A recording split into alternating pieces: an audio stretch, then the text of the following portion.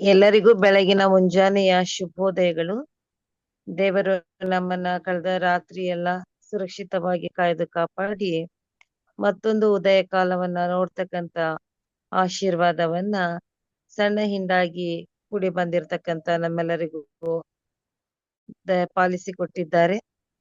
ಎಚ್ಚರವಾಗಿದ್ದು ಪ್ರಾರ್ಥಿಸುವ ಕುಟುಂಬದಲ್ಲಿ ಕೂಡಿ ಬಂದಿರತಕ್ಕಂತ ತಮ್ಮೆಲ್ಲರನ್ನು ಯೇಸು ಕ್ರಿಸ್ತನ ಸುಮಧುರ ನಾಮದಲ್ಲಿ ಬೋಧಕರಾದ ಎಂ ರಾಜೀವ್ರವರ ಪರವಾಗಿ ತಮ್ಮೆಲ್ಲರನ್ನು ಪ್ರೀತಿಪೂರ್ವಕವಾಗಿ ಸ್ವಾಗತಿಸುವಂತಳಾಗಿದ್ದೇನೆ. ಈ ಒಂದು ಸಮಯದಲ್ಲಿ ಸಹೋದರಿ ಶೈಲಾ ಬೆಂಜಮಿನ್ ರವರು ನಮ್ಮನ್ನ ಪ್ರಾರ್ಥನೆಯಲ್ಲಿ ಮುನ್ನಡೆಸಲು ವಿನಂತಿಸುತ್ತೇನೆ.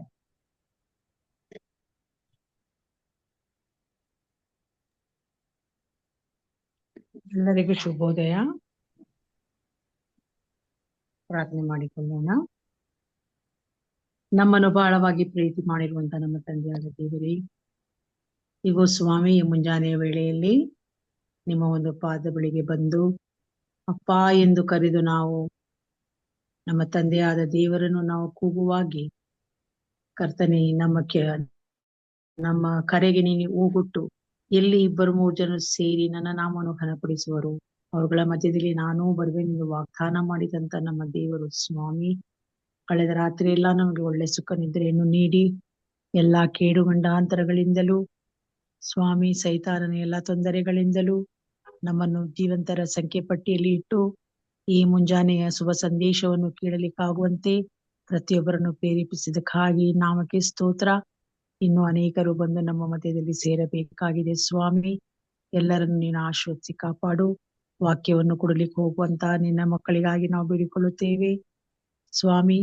ಈ ಬೆಳಗಿನ ವಾಕ್ಯವನ್ನು ನಾವು ಕೇಳಿಕೊಂಡು ನಮ್ಮ ಈ ದಿನದ ಜೀವಿತದಲ್ಲಿ ನಾವು ನಿನಗಾಗಿ ಬಾಳುವಂತ ಭಾಗ್ಯವನ್ನು ದಯಪಾಲಿಸಿ ಕೊಡಬೇಕೆಂದು ಯೇಸು ಸ್ವಾಮಿ ದಿವ್ಯ ನಾಮದಲ್ಲಿ ಬೇಡಿಕೊಳ್ಳುತ್ತೇನೆ ತಂದೆಯೇ, ಆಮೇನ್. ನಮ್ಮನ್ನು ಪ್ರಾರ್ಥನೆಯಲ್ಲಿ ಮುನ್ನಡೆಸಿದ ಸಹೋದರಿಗೆ ಧನ್ಯವಾದಗಳನ್ನ ಸಲ್ಲಿಸುವಂತಳಾಗಿದ್ದೇನೆ. ಈ ಒಂದು ಸಮಯದಲ್ಲಿ ಬೋಧಕರಾದ ಎಂ ರಾಜರವರು ವಿಶೇಷ ಗೀತೆಯನ್ನ ಹಾಡುವಂತವರಾಗಿದ್ದಾರೆ. ಸಹೋದರಿ ವರಲಕ್ಷ್ಮಿ ಅವರು ಹಾಡ್ತಾರೆ. ದೇವರ ನಾಮಕ್ಕೆ ಸ್ತೋತ್ರ ಆಗಲಿ. ಒಂದು ರಾಗವನ್ನು ಹಾಡಿಕೊಳ್ಳೋಣ. ಭೂಮಿಯ ಕಾಡೆಯ ಭಾಗಗಳಿಂದ ನಿನ್ನನ್ನೇ ಮೊರೆಯಿಡುವೆ ನನ್ನೇಸುವೆ. ಭೂಮಿಯ ಕಾಡೆಯ ಭಾಗಗಳಿಂದ ನಿನ್ನನ್ನೇ ಮೊರೆಯಿಡುವೆ ನನ್ನೇಸುವೆ. ಹತ್ತಲಾರದ ಶರ್ಯಾಗಿರಿಯ ಮೇಲೆ ನನ್ನನ್ನು ಹತ್ತಿಸು. ಹತ್ತಲಾರದ ಶರ್ಯಾಗಿರಿಯ ಮೇಲೆ ನನ್ನನ್ನು ಹತ್ತಿಸು. ಭೂಮಿಯ ಕಾಡೆಯ ಭಾಗಗಳಿಂದ ನಿನ್ನನ್ನೇ ಮೊರೆಯಿಡುವೆ ನನ್ನೇಸುವೆ.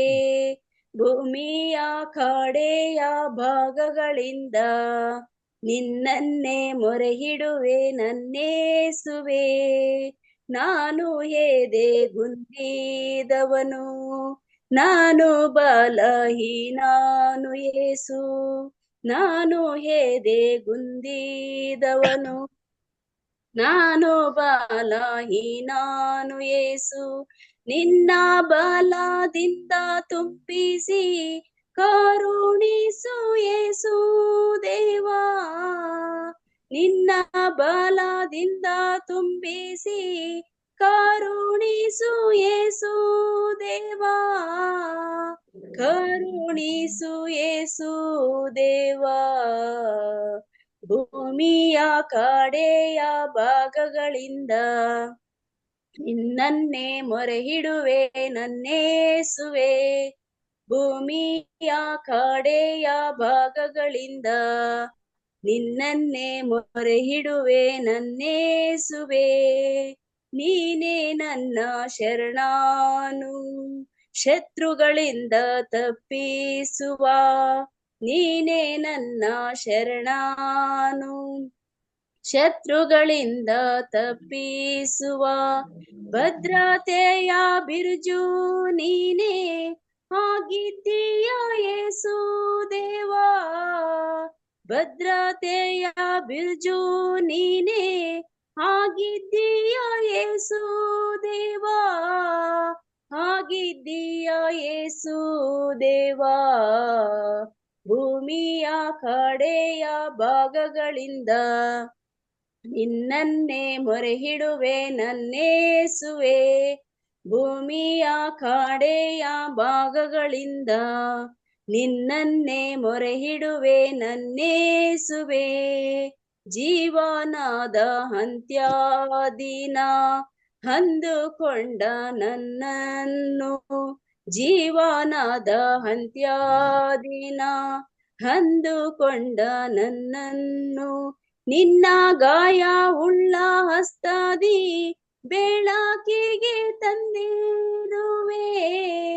ನಿನ್ನ ಗಾಯ ಉಳ್ಳ ಹಸ್ತದಿ ಬೆಳಕಿಗೆ ತಂದಿರುವೆ. ಬೆಳಕಿಗೆ ತಂದಿರುವೆ.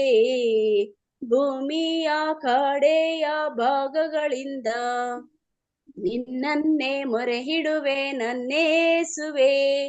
ಭೂಮಿಯ ಕಡೆಯ ಭಾಗಗಳಿಂದ ನಿನ್ನನ್ನೇ ಮೊರೆಹಿಡುವೆ ನನ್ನೇಸುವೆ. ಹತ್ತಲಾರದ ಶನಿಯಾಗಿರಿಯ ಮೇಲೆ ನನ್ನನ್ನು ಹತ್ತಿಸು. ಹತ್ತಲಾರದ ಶರಿಯಾಗಿರಿಯ ಮೇಲೆ ನನ್ನನ್ನು ಹತ್ತಿಸು. ಭೂಮಿಯ ಕಡೆಯ ಭಾಗಗಳಿಂದ ನಿನ್ನನ್ನೇ ಮೊರೆಯಿಡುವೆ ನನ್ನೇಸುವೆ. ಭೂಮಿಯ ಕಡೆಯ ಭಾಗಗಳಿಂದ ನಿನ್ನನ್ನೇ ಮೊರೆಯಿಡುವೆ ನನ್ನೇಸುವೆ. Amen. Thank you sir. Amen. ವಿಶೇಷ ಗೀತೆಯನ್ನ ಹಾಡಿದ ಸಹೋದರಿಗೆ ಧನ್ಯವಾದಗಳನ್ನ ಸಲ್ಲಿಸುವಂತಳಾಗಿದ್ದೇನೆ. ಎಚ್ಚರವಾಗಿದ್ದು ಪ್ರಾರ್ಥಿಸು ಪ್ರಾರ್ಥನೆಯಲ್ಲಿ ಈ ಒಂದು ಸಮಯದಲ್ಲಿ ದೈವಿಕ ಮನ್ನವನ್ನ ಬಡಿಸ್ತಕ್ಕಂಥವರು ಹಿರಿಕರಾದ ಚಿನ್ನಪ್ಪ ಸಾತ್ವಿಕ್ರವರು. ಹಿರಿಕರನ್ನ ಯೇಸು ಕ್ರಿಸ್ತನ ಮಧುರವಾದ ನಾಮದಲ್ಲಿ ಹೃದಯ ಪೂರ್ವಕವಾಗಿ ದೈವಿಕ ಮನ್ನವನ್ನ ಬಡಿಸಲು ಸ್ವಾಗತಿಸುವಂತಳಾಗಿದ್ದೇನೆ. ಹಿರಿಕರೇ, ಇದು ನಿಮ್ಮ ಅಮೂಲ್ಯ ಸಮಯವಾಗಿದೆ. ದೈವಿಕ ಮನ್ನವನ್ನ ಬಡಿಸಲು ತಮ್ಮನ್ನು ಸ್ವಾಗತಿಸುತ್ತೇನೆ.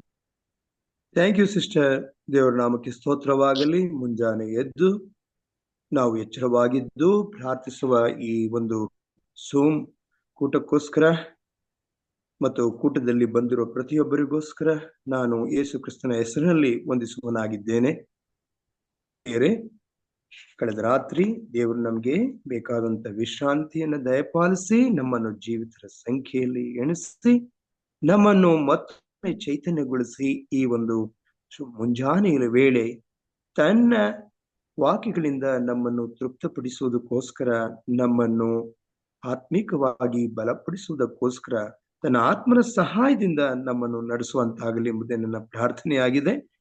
ಈ ದಿನ ನಾವು ದೇವರು ಕೊಡುವಂತಹ ಜ್ಞಾನ, ಐಶ್ವರ್ಯ, ಸೌಂದರ್ಯದ ಬಗ್ಗೆ ನಾವು ದೇವರ ವಾಕ್ಯಗಳ ಸಹಾಯದಿಂದ ಅದರ ಬಗ್ಗೆ ಸ್ವಲ್ಪ ತಿಳ್ಕೊಳ್ಳೋಣ. ಹಾಗೆ ದೇವರಿಗೆ ನಡೆದುಕೊಳ್ಳುವುದಕ್ಕೆ ಮತ್ತೆ ನಾವು ಆತನು ಕೊಡುವಂತಹ ಏನೆಲ್ಲ ಆಶೀರ್ವಾದಗಳಿವೆ ಅವುಗಳನ್ನು ಯಾವ ರೀತಿ ಸದುಪಯೋಗ ಪಡಿಸ್ಕೊಂಡ್ರೆ ನಮಗೆ ಆಶೀರ್ವಾದದಾಯಕವಾಗುತ್ತೆ ಅನ್ನೋದನ್ನ ತಿಳ್ಕೊಳ್ಳೋಣ. ಪ್ರಿಯರೇ, ನಿಮಗೆ ಒಂದು ಪ್ರಶ್ನೆ ಕೇಳ್ತೇನೆ. ಈ ಐಶ್ವರ್ಯ ಅನ್ನೋದು ಪಾಪವೇ? ಐಶ್ವರ್ಯವನ್ನ ಯಾರು ಕೊಡ್ತಾರೆ? ಐಶ್ವರ್ಯವನ್ನ ಹೊಂದಿದಂತ ವ್ಯಕ್ತಿ ಹೇಗೆ ನಡ್ಕೊಳ್ಬೇಕು ಅನ್ನೋದು ಒಂದು ಪ್ರಶ್ನೆ. ಅದರಲ್ಲಿ ಮೊದಲನೆಯ ಒಂದು ಪ್ರಶ್ನೆ ಏನು ಅಂತಂದ್ರೆ, ದೇವರ ಭಕ್ತರು ಐಶ್ವರ್ಯವಂತರಾಗಿರಬಾರದೇ? ದೇವರ ಭಕ್ತರು ಐಶ್ವರ್ಯವಂತರಾಗಿರಬಾರದೇ? ಹಾಗೆ ನಾವು ಬೈಬಲ್ ಅಲ್ಲಿ ಅನೇಕ ವ್ಯಕ್ತಿಗಳು ಐಶ್ವರ್ಯವಂತರಾಗಿರುವುದನ್ನು ನಾವು ನೋಡ್ತೇವೆ. ಐಶ್ವರ್ಯ ಎನ್ನುವುದು ಖಂಡಿತವಾಗಿಯೂ ದೇವರಿಂದ ಕೊಡುವಂಥದ್ದೇ ಹೊರತು ಮನುಷ್ಯನು ತಾನೇ ಅದನ್ನು ಉಂಟು ಮಾಡ್ಲಿಕ್ಕೆ ಸಾಧ್ಯ ಇಲ್ಲ. ಅದನ್ನ ಅವನು ಗಳಿಸಬಹುದಾಗಿದೆ. ಆದ್ರೆ ಎಲ್ಲವನ್ನ ಮಾಡಿರುವಂತವನು ಅಥವಾ ಉಂಟು ಮಾಡಿರುವ ಆತನು ದೇವರೇ ಆಗಿದ್ದಾನೆ. ಆದ್ರಿಂದ ಐಶ್ವರ್ಯವು ತನ್ನಷ್ಟಕ್ಕೆ ತಾನು ಎಂದಿಗೂ ಪಾಪವೇ ಅಲ್ಲ. ಐಶ್ವರ್ಯದ ಅಪವ್ಯಯ ಪಾಪವಾಗುತ್ತದೆ, ಅದರ ದುರುಪಯೋಗ ಕೂಡ ಪಾಪವಾಗುತ್ತದೆ. ಐಶ್ವರ್ಯವು ಮನುಷ್ಯನನ್ನ ಅಹಂಕಾರಿಯನ್ನಾಗಿಸಬಾರದಷ್ಟೇ. ಮನುಷ್ಯನಿಗೆ ಭೋಗಾಸಕ್ತಿಯನ್ನು ಹೆಚ್ಚಿಸಬಾರದು. ಮನುಷ್ಯನನ್ನ ಅದು ಸೋಂಬೇರಿಯನ್ನಾಗಿ ಮಾಡಬಾರದು. ಅದನ್ನು ಅಳತೆ ಮೀರಿ ಉಪಯೋಗಿಸಿದಾಗಲ್ಲ, ಅಥವಾ ನಾವು ಅದನ್ನ ಅಳತೆ ಮೀರಿ ಯಥೇಚ್ಛವಾಗಿ ನಮ್ಮ ಅಗತ್ಯಕ್ಕಿಂತಲೂ ಹೆಚ್ಚಾಗಿ ಅದನ್ನ ಉಪಯೋಗಿಸಬಾರದು.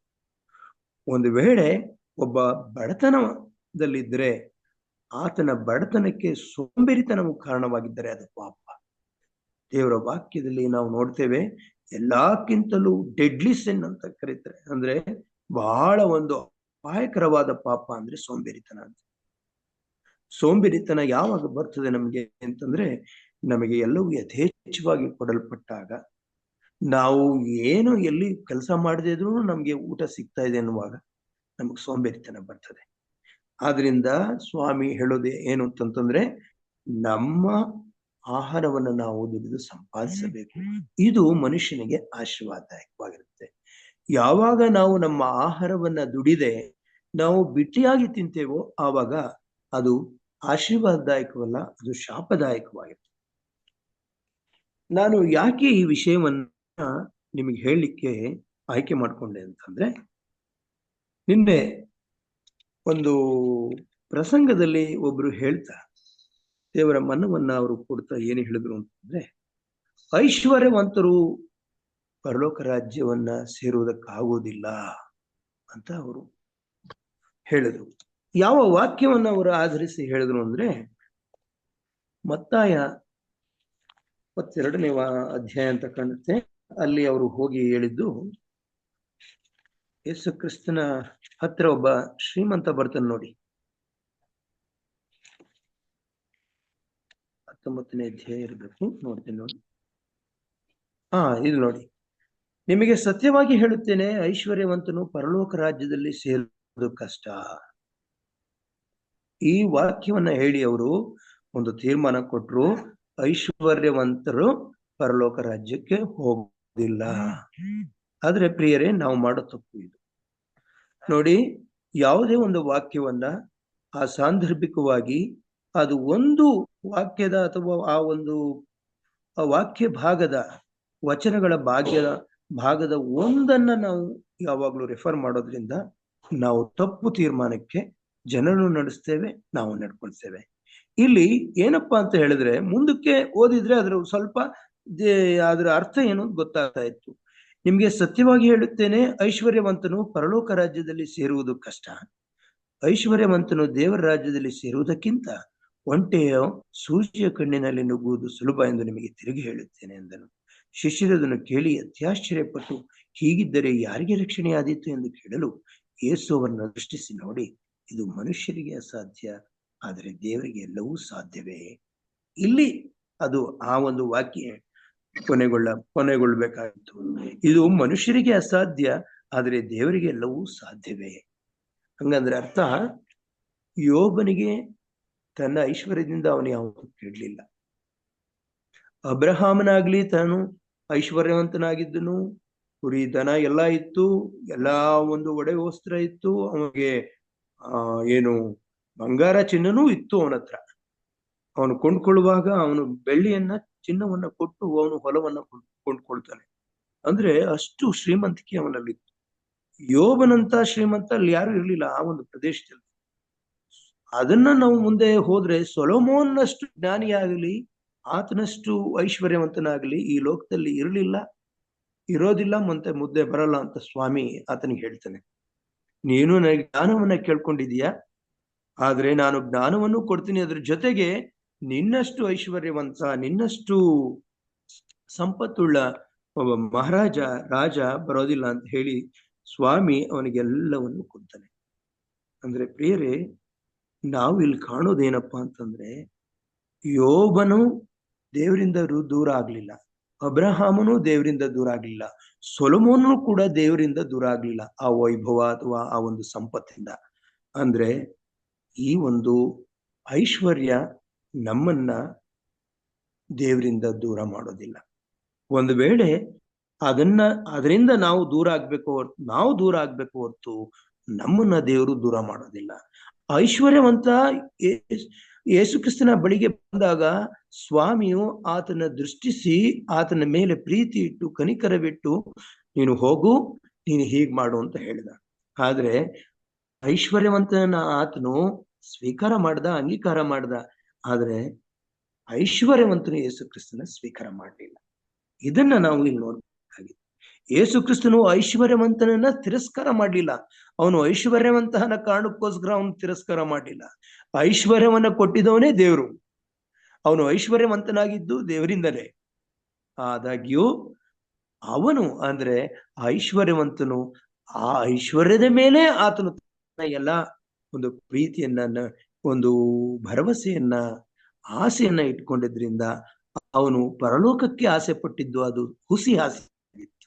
ಅವನು ನಿಜವಾಗಿಯೂ ಪರಲೋಕದ ಅಥವಾ ನಿತ್ಯ ಜೀವಕ್ಕೋಸ್ಕರ ಅವನು ಆಸೆ ಪಟ್ಟಿದ್ದಲ್ಲ. ಅದು ಅವನು ಏನ್ ಮಾಡ್ದ, ಇದನ್ನು ಅನುಭವಿಸ್ಬೇಕು ಅದನ್ನು ಅನುಭವಿಸ್ಬೇಕು ಅನ್ನುವಂತ ದುರಾಸೆಯಿಂದ ಬಂದು, ಸ್ವಾಮಿ ನಾನು ನಿತ್ಯ ಜೀವ ಪಡ್ಕೊಳ್ಲಿಕ್ಕೆ ಏನ್ ಮಾಡ್ಬೇಕು ಅಂತ ಕೇಳಿದ್ನು ಹೊತ್ತು ಅವನು ಎಲ್ಲವನ್ನ ಬಿಟ್ಟು ಬರ್ಲಿಕ್ಕೆ, ಅಂದ್ರೆ ಯೇಸು ಕ್ರಿಸ್ತನು ಕೊಡುವಂತ ಉತ್ತರಕ್ಕೆ ಅವನು ನಡ್ಕೊಳ್ಳಕ್ಕೆ ಅವನು ಆಗ್ಲಿಲ್ಲ.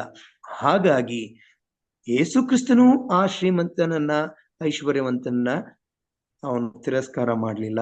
ಆದರೆ ಆ ಐಶ್ವರ್ಯವಂತ ಯುವಕನು ಯೇಸು ಕ್ರಿಸ್ತನನ್ನ ತಿರಸ್ಕಾರ ಮಾಡಿದ್ದನ್ನ ನಾವು ನೋಡ್ತೇವೆ. ಇನ್ನು ಜ್ಞಾನದ ಬಗ್ಗೆ ಹೇಳುವುದಾದ್ರೆ, ಯಾರು ಜ್ಞಾನಕ್ಕೆ ಮೂಲ ಯಾರು ಅಂದ್ರಿ? ಜ್ಞಾನದ ಮೂಲ ದೇವರೇ ಆಗಿದ್ದಾನೆ. ಯೆಹೋವನ ಭಯವೇ ಜ್ಞಾನಕ್ಕೆ ಮೂಲ ಅಂತ ನಾವು ಜ್ಞಾನೋಕ್ತಿ 9:10 ಓದ್ರಿ. ಯಾರಾದ್ರೂ ವಾಕ್ಯಗಳನ್ನ ತೆಗೆದು ಓದುವಾಗ ನಿಮಗೆ ಗೊತ್ತಾಗುತ್ತೆ. ಜ್ಞಾನೋಕ್ತಿ 9:10.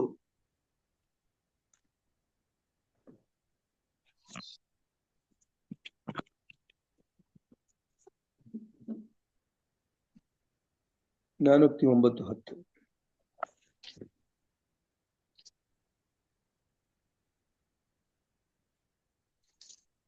ನಾನೇ ಓದ್ತೀನಿ ನೋಡ್ರಿ. ಯೆಹೋವನ ಜ್ಞಾನಕ್ಕೆ ವಿವೇಕವು. ಪರಿಶುದ್ಧನ ತಿಳುವಳಿಕೆಯೇ ವಿವೇಕವು ಆಗಿದೆ. ಆದ್ರೆ ಜ್ಞಾನವನ್ನ, ತ್ರಾಣವನ್ನ ಕೊಡುವಂತವನು ಯಾರು? ಏಕೆ ಮೂಲವು ಸರಿ. ಜ್ಞಾನಕ್ಕೂ ತ್ರಾಣವು ನಿನ್ನವುಗಳೇ ಅಂತ ದಾನಿಯಲ್ಲಿ ಹೇಳ್ತಾರೆ. ಆದ್ರಿಂದ ಜ್ಞಾನವಾಗಲಿ ತ್ರಾಣವಾಗಲಿ ಇದ್ಯಾವುದು ಮನುಷ್ಯನಿಂದ ಉತ್ಪಾದನೆ ಆಗಲ್ಲ, ಉತ್ಪತ್ತಿ ಆಗಲ್ಲ. ಆ ಜ್ಞಾನವನ್ನ, ಆ ಒಂದು ತ್ರಾಣವನ್ನ ನಾವು ಸರಿಯಾದ ರೀತಿಯಲ್ಲಿ ಉಪಯೋಗಿಸ್ಕೊಳ್ಳಿಕ್ಕೆ ಸ್ವಾಮಿ ನಮಗೆ ವಿವೇಕವನ್ನ ಕೊಟ್ಟಿದ್ದಾನೆ. ಯಾವುದು ವಿವೇಕ, ಯಾವುದು ಜ್ಞಾನ ಅಂತ ಹೇಳ್ತದೆ. ಇದರಲ್ಲಿ ಯೋಬನಲ್ಲಿ ಇನ್ನೊಂದು ವಚನವನ್ನ ಓದೋದಾದ್ರೆ, ಓದೋ ಅಗತ್ಯ ಇಲ್ಲ, ನಾನು ಹೇಳ್ತೇನೆ. ಯೋಬ 28ನೇ ಅಧ್ಯಾಯ 28ನೇ ವಾಕ್ಯ ವಚನ ಹೀಗೆ ಹೇಳುತ್ತದೆ: ಯೆಹೋವನ ಭಯವು ಜ್ಞಾನ, ದುಷ್ಟತನ ಬಿಡುವುದೇ ವಿವೇಕ. ನಮಗೆ ಈ ಭಯ, ಈ ದುಷ್ಟತನವನ್ನ ಬಿಡದೇನೆ ಜ್ಞಾನವನ್ನು ಇಟ್ಕೊಂಡಿದ್ದೇವೆ, ವಿವೇಕವನ್ನು ಇಟ್ಕೊಂಡಿದ್ದೇವೆ ಅಂತ ಹೇಳಿದ್ರೆ ನಾವು ಸೈತಾನ ರೀತಿ ಜ್ಞಾನವನ್ನ, ವಿವೇಕವನ್ನ ಇಟ್ಕೊಂಡ ಹಾಗಾಯ್ತು. ಸೈತಾನು ಜ್ಞಾನಿಯಾಗಿದ್ದಾನೆ, ಮಹಾಜ್ಞಾನಿಯಾಗಿದ್ದಾನೆ. ನಮ್ಮ ವಯಸ್ಸು ಒಂದು ಹೆಚ್ಚು ಅಂದ್ರೆ ಒಂದು 100 ವರ್ಷದ ವ್ಯಕ್ತಿಗೆ ಇರ್ಬೋದು ನಮ್ಮ ಮಧ್ಯದಲ್ಲಿ. ಆತನ ಜ್ಞಾನ ಒಂದು ಕಡೆ ಇಟ್ಟೋದಾದ್ರೆ, ಸಾವಿರಾರು ವರ್ಷಗಳಿಂದ ಜೀವನ ಮಾಡ್ತಾ ಇರುವಂತಹ ಸೈತಾನ್ ಒಂದು ಕಡೆ ಇದ್ದಾನೆ. ಸಾವಿರಾರು ವರ್ಷಗಳಿಂದ ಆತನು, ಅಂದ್ರೆ ನಾವು ಹೇಳೋದಾದ್ರೆ ಸಾವಿರಾರು ವರ್ಷಗಳು ಅಂತಂದ್ರೆ ಅನೇಕ ಸಾವಿರ ವರ್ಷಗಳನ್ನೇ ತಗೋಣ. ಅಷ್ಟು ಅನುಭವಶಾಲಿ. ಸ್ವತಃ ದೇವರ ಸನ್ನಿಧಾನದಲ್ಲಿ ಇದ್ದಂತಹ ಆ ಕಿರೂಬಿಯನಾಗಿದ್ದಂತಹ ಸೈತಾನು ಎಷ್ಟು ಜ್ಞಾನಿಯಾಗಿದ್ದಾನೆ. ಆ ಜ್ಞಾನದ ಜೊತೆಗಿದ್ದಂತ ಅವನ ಸೌಂದರ್ಯ ಇತ್ತಲ್ಲ, ಆ ಸೌಂದರ್ಯ ಅವನು ಕೊಡಲ್ಪಟ್ಟಿದ್ದು ಆ ದೇವರಿಂದನೇ ಕೊಡಲ್ಪಟ್ಟಿತ್ತು. ಆ ಸೌಂದರ್ಯ ಅವನೇನು ಸ್ವಭಾವತವಾಗಿ ಅವನು ಪಡ್ಕೊಂಡಿರ್ಲಿಲ್ಲ. ಸೌಂದರ್ಯದ ಮೂಲನೂ ಕೂಡ ದೇವರೇ ಆಗಿದ್ದಾನೆ. ಈ ಲೋಕದಲ್ಲಿ ದೇವರು ಸೃಷ್ಟಿ ಮಾಡಿರುವಾಗ ಯಾವ ರೀತಿ ಆತನು ಸೃಷ್ಟಿ ಮಾಡಿದ್ದಾನೆ ಅಂತಂದ್ರೆ, ಈ ಪ್ರಕೃತಿಯನ್ನ ನೋಡ್ರಿ, ದೇವರು ಎಷ್ಟು ಅಂದವಾದ ರೀತಿಯಲ್ಲಿ ಇದನ್ನ ಸೃಷ್ಟಿ ಮಾಡಿದ್ದಾನೆ. ಇದರಲ್ಲಿ ಬಹಳ ಒಂದು ಅಂದ್ರೆ ಒಂದರ ಅಗತ್ಯತೆಯನ್ನ ಇನ್ನೊಂದು ಪೂರೈಸುವಂತೆ ಈ ಸೃಷ್ಟಿಯಲ್ಲಿ ಪ್ರತಿಯೊಂದು ವಸ್ತುಗಳನ್ನ ದೇವರು ಇಟ್ಟಿದ್ದಾನೆ. ಎಲ್ಲವೂ ಹೊಂದಾಣಿಕೆಯಲ್ಲಿ ಇವೆ, ಎಲ್ಲವೂ ಕೂಡ ಸಾಮರಸ್ಯ ಇದೆ. ಇವೆಲ್ಲವೂ ಒಂದೇ ರೀತಿಯಲ್ಲಿ ಕೆಲಸ ಮಾಡ್ತಾ ಇರೋದ್ರಿಂದ ಈ ಒಂದು ಪ್ರಕೃತಿ ತಾನಾಗಿ ಅದು ಉಳ್ಕೊಂಡು ಬರ್ತಾ ಇದೆ. ಒಂದು ವೇಳೆ ಪ್ರಕೃತಿ ನಾಶ ಮಾಡೋದ ಆಗಿದ್ರೆ ಈ ಪ್ರಕೃತಿ ಉಳಿತಾ ಇರಲಿಲ್ಲ. ಪ್ರಿಯರೇ, ದೇವರು ಸೃಷ್ಟಿ ಮಾಡಿದಾಗ ಎಲ್ಲ ಒಳ್ಳೇದು ಅಂತ ನೋಡ್ದ, ಸರಿ, ಒಳ್ಳೇದ್ರ ಜೊತೆಗೆ ಅದು ಕ್ರಮವಾಗಿ ಅದನ್ನ ಸೃಷ್ಟಿ ಮಾಡಿದನು. ಅದರ ಜೊತೆಗೆ ಅದು ಬಹಳ ಸೌಂದರ್ಯವುಳ್ಳವಾಗಿ ಅವನು ಸೃಷ್ಟಿ ಮಾಡಿದನು. ನೋಡಿ, ಆ ಒಂದು ಹಣ್ಣೆ ನೋಡ್ಲಿಕ್ಕೆ ಬಹಳ ರಮಣೀಯವಾಗಿತ್ತು ಅಂತ ದೇವ್ರ ವಾಕ್ಯ ಹೇಳುತ್ತೆ. ನೋಡ್ಲಿಕ್ಕೆ ಎಷ್ಟು ರಮಣೀಯವಾಗಿತ್ತು, ಅದು ತಿನ್ಲಿಕ್ಕೆ ನೋಡ್ಲಿಕ್ಕೆ ಅಪೇಕ್ಷೆ ಪಡುವ ರೀತಿನೂ ಇತ್ತು. ಹಾಗೆ ತಿನ್ನುವಾಗ ಅದರ ಸ್ವಾದ ತುಂಬಾ ಚೆನ್ನಾಗಿತ್ತು. ಅಂದ್ರೆ ದೇವರು ನಮಗೆ ಏನೇನು ಕೊಟ್ಟಿದ್ದನೋ ಅದೆಲ್ಲವನ್ನ ಆತನು ಒಳ್ಳೆಯದಕ್ಕೆ ಕೊಟ್ಟಿದನು. ಮತ್ತೆ ಕೊಡುವಾಗ ಅಥವಾ ಸೃಷ್ಟಿ ಮಾಡುವಾಗ ಆತನು ಪ್ರತಿಯೊಂದು ವಸ್ತುವಿಗೂ ಒಂದು ಅಂದವನ್ನ ಇಟ್ಟಿದ್ದನು. ಪಾಪ ಒಂದು ಪ್ರವೇಶ ಆದ ಮೇಲೆ ತಾನೇ ಈ ಒಂದು ಪ್ರಕೃತಿಯಲ್ಲಿ ಮನುಷ್ಯನಿಗೆ ಕಷ್ಟವಾಗುವಂತಹ, ಮನುಷ್ಯನಿಗೆ ಹಿತವಾಗದಂತಹ ಒಂದು ಕಾರ್ಯಗಳನ್ನ ನಾವು ನೋಡ್ತೇವೆ. ಅಂದ್ರೆ ಮುಳ್ಳುಗಳು ಬೆಳೆದಿರುವಾಗ ಅದು ಖಂಡಿತವಾಗಿ ಚುಚ್ಚುವಾಗ ಮನುಷ್ಯನಿಗೆ ಅದು ಹಿತಕಾರಿಯಾಗಿ ಆಗೋದಿಲ್ಲ. ಅಂದ್ರೆ E.G. ವೈಟ್ ಅವರು ಹೇಳ್ತಾರೆ, ಏದೇನ್ ತೋಟವಾಗ್ಲಿ ಅಥವಾ ಭೂಮಿ ಆಗಲಿ ಎಷ್ಟು ಚೆನ್ನಾಗಿತ್ತು ಅಂತಂದ್ರೆ ಅಲ್ಲೆಲ್ಲೂ ಅಪಾಯದ ಸೂಚನೆ ಇರ್ಲಿಲ್ಲ. ಅವ್ರು ಯಾವ ಕಡೆ ಹೋದ್ರು, ಅಯ್ಯೋ ಏನಾದ್ರು ಕಚ್ಚಿಬಿಡುತ್ತೋ, ಏನಾದ್ರೂ ನಮ್ಮನ್ನು ತಿಂದ್ಕೊಳುತ್ತೋ, ಅಥವಾ ಏನಾದ್ರೂ ನಮ್ಮ ಮೇಲೆ ಬಿದ್ದ್ಬಿಡ್ತದೋ, ಅಥವಾ ನಾನೇನಾದ್ರೂ ಜಾರಿ ಬೀಳ್ತೀನೋ ಅನ್ನುವಂತಹ ಭಯ ಆದಾಮ ಮತ್ತು ಇಲ್ಲ. ಯಾಕೆಂದ್ರೆ ಅಲ್ಲಿ ಭೀಕರವಾದ ಕಣಿವೆಗಳಿರ್ಲಿಲ್ಲ, ಅಥವಾ ದುಃಖನೆ ಎದುರುವಾಗುವಂತಹ ಒಂದು ದೊಡ್ಡ ದೊಡ್ಡ ಪರ್ವತಗಳು ಇದೇನಿದು ಅನ್ನೋ ರೀತಿ ಇರಲಿಲ್ಲ. ಅಷ್ಟು ಚೆನ್ನಾಗಿ ದೇವರು ಸೃಷ್ಟಿ ಮಾಡಿದನು ಈ ಒಂದು ಪ್ರಕೃತಿಯನ್ನ, ಈ ಭೂಮಿಯನ್ನ, ಈ ಎಲ್ಲವನ್ನ ಅಥವಾ ಅಷ್ಟು ಸೌಂದರ್ಯವನ್ನ ಇಟ್ಕೊಂಡು ಅವನು ಸೃಷ್ಟಿ ಮಾಡಿದನು.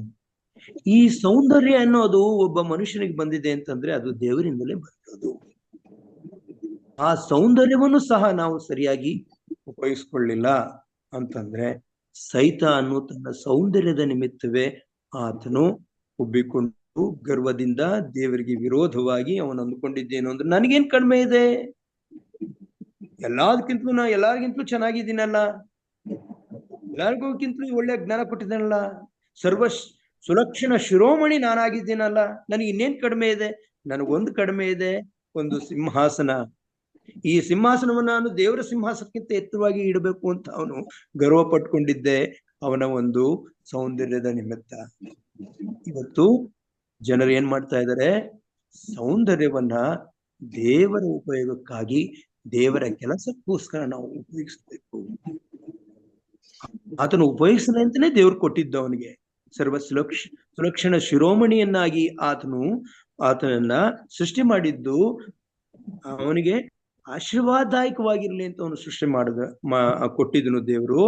ಆದ್ರೆ ಆ ಆಶೀರ್ವಾದದಿಂದ ಅವನು ಆಶೀರ್ವಾದಗಳನ್ನ ಪಡ್ಕೊಳ್ಳಿಲ್ಲ, ಆದ್ರೆ ಅವನು ಶಾಪವನ್ನ ಪಡ್ಕೊಂಡ. ಅದಕ್ಕಿಂತ ಹೆಚ್ಚು ಹೇಳ್ಬೇಕು ಅಂತಂದ್ರೆ ಅವನು ಆ ಪರಲೋಕದಲ್ಲಿ ನನಗೆ ಸ್ಥಾನ ತಪ್ಪಿ ಹೋಯ್ತು. ಅಲ್ಲಿಂದ ದೇವರು ಅವನನ್ನು ಹೊರದಬ್ಬಿದನು. ಪ್ರಿಯರೇ, ಇದನ್ನ ನೋಡುವಾಗ ನಾವು ದೇವರ ವಾಕ್ಯದ ಒಂದು ಭಾಗವನ್ನ ನೋಡಿ ಇನ್ನೊಂದು ಭಾಗವನ್ನ ಬಿಟ್ರೆ ನಾವು ತಪ್ಪಾಗಿ ತಿಳ್ಕೊಬೇಕಾಗುತ್ತೆ. ಅಂದ್ರೆ ಜ್ಞಾನದ ಬಗ್ಗೆ ನಾವು ಹೇಳುವುದಾದ್ರೆ ವಿಜ್ಞಾನ ಅಥವಾ ಸುಜ್ಞಾನ ಅನ್ನೋದನ್ನ ನಾವು ನೋಡ್ತೇವೆ. ಇವತ್ತು ವಿಜ್ಞಾನ ಅಂದ್ರೆ ಏನು ಅಂತಂದ್ರೆ, ವಿಜ್ಞಾನ ದೇವರದಲ್ವೇನೋ, ದೇವರಿಗೂ ಈ ವಿಜ್ಞಾನಕ್ಕೂ ಅಥವಾ ಸೈನ್ಸ್ಗೂ ಆಗಬರೋದಿಲ್ವೇನೋ ಅನ್ನೋ ರೀತಿ ಮಾತಾಡುವಂತ ಅನೇಕ ಬೋಧಕರನ್ನ ನಾನು ನೋಡಿದ್ದೇನೆ. ಪ್ರಿಯರೇ, ದೇವರಿಲ್ಲದೆ ಯಾವ ಜ್ಞಾನ, ದೇವರಿಲ್ಲದೆ ಯಾವ ವಿಜ್ಞಾನ?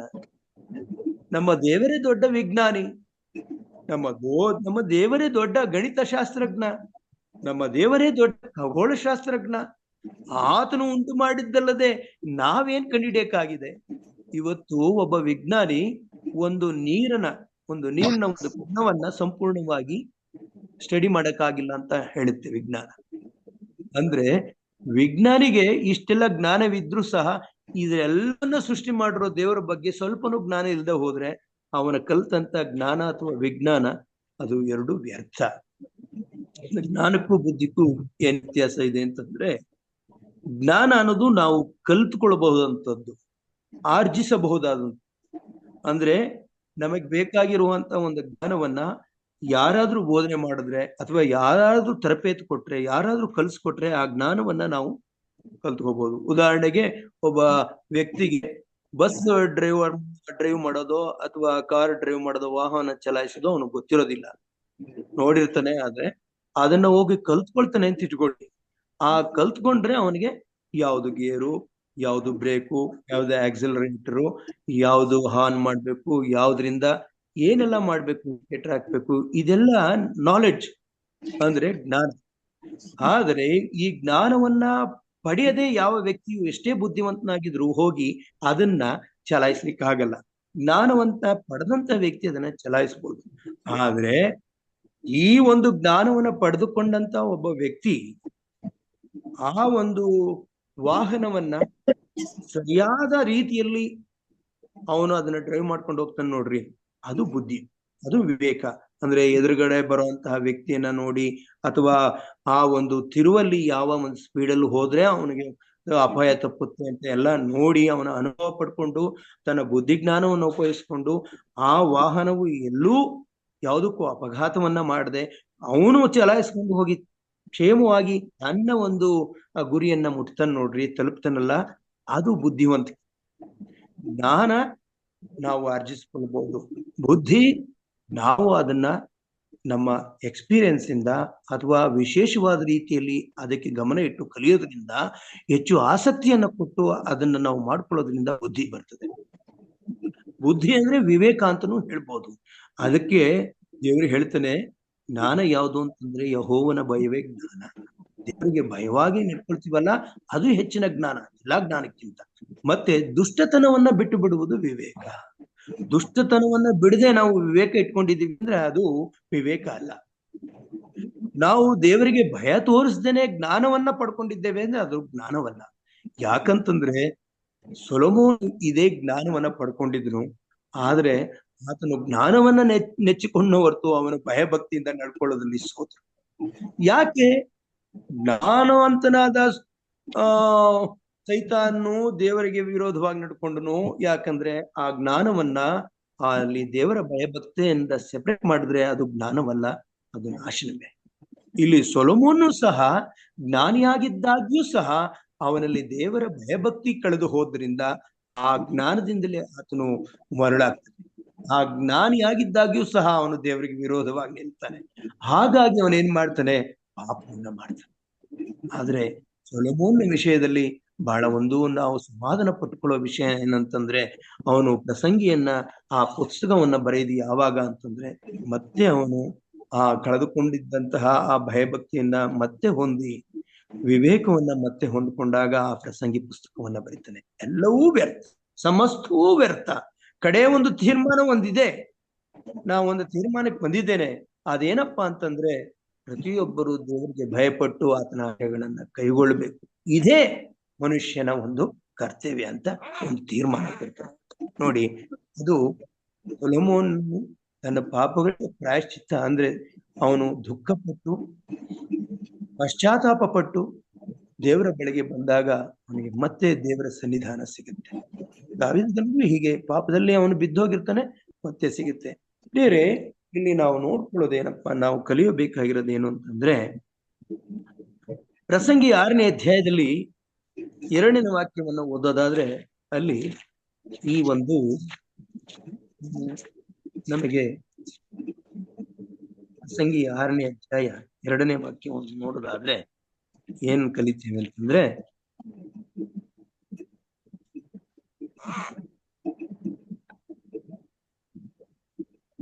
ದೇವರು ಒಬ್ಬನಿಗೆ ಯಾವ ಇಷ್ಟಾರ್ಥಕ್ಕೂ ಕೊರತೆ ಇಲ್ಲದಂತೆ ಧನ ಸಂಪತ್ತನ್ನು ಘನತೆಯನ್ನು ಅನುಗ್ರಹಿಸುವನು. ಧನ ಸಂಪತ್ತನ್ನ ಘನತೆಯನ್ನು ಅನುಗ್ರಹಿಸುವ ಯಾರು ಅಂದ್ರೆ ದೇವರೇ. ಆದ್ರೆ ನಾವು ಅದರ ಹಿಂದೆ ಹೋಗಬಾರ್ದು, ಅದರ ಹಿಂದೆ ಬೀಳಬಾರ್ದು.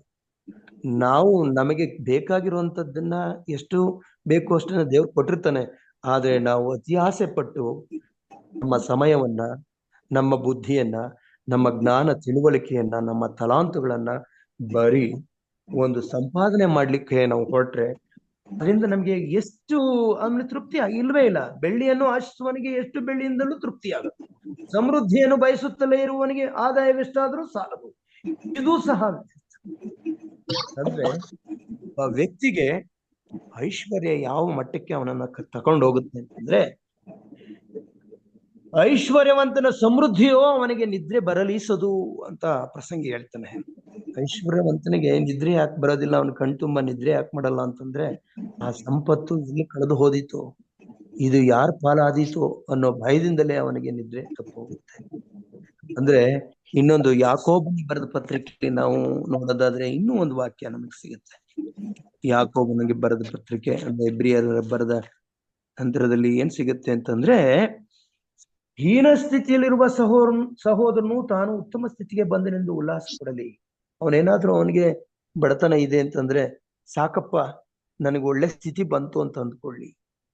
ಐಶ್ವರ್ಯವಂತನಾದ ಸಹೋದರನು ತಾನು ಹೀನ ಸ್ಥಿತಿಗೆ ಬಂದನೆಂದು ಉಲ್ಲಾಸ ಪಡಲಿ. ಅವನಿಗೆ ಐಶ್ವರ್ಯ ಹೆಚ್ಚಾಗ್ತಾ ಇದೆ ಅಂತಂದ್ರೆ ಅವನು ದೇವರಿಂದ ದೂರ ಆಗ್ತಾ ಇದ್ದಾನೆ ಅಂತ ಅರ್ಥ. ಯಾಕಂತಂದ್ರೆ ಆ ರೀತಿ ಆಗಿದೆ ಈ ಆಧುನಿಕ ಒಂದು ಸಮಾಜದಲ್ಲಿ, ಆಧುನಿಕ ಕಾಲದಲ್ಲಿ.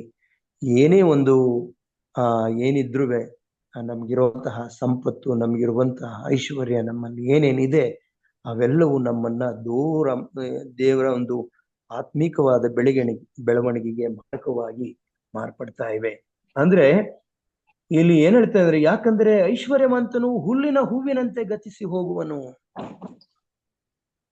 ಸೂರ್ಯನು ಉದಯಿಸಿ ಉಷ್ಣವಾದ ಗಾಳಿ ಬೀಸಿ ಹುಲ್ಲನ್ನು ಬಾಡಿಸಲು ಆ ಹುಲ್ಲಿನ ಹೂವು ಉದುರಿ ಅದರ ರೂಪ ಸೊಗಸು ಕೆಡುವುದಷ್ಟೇ.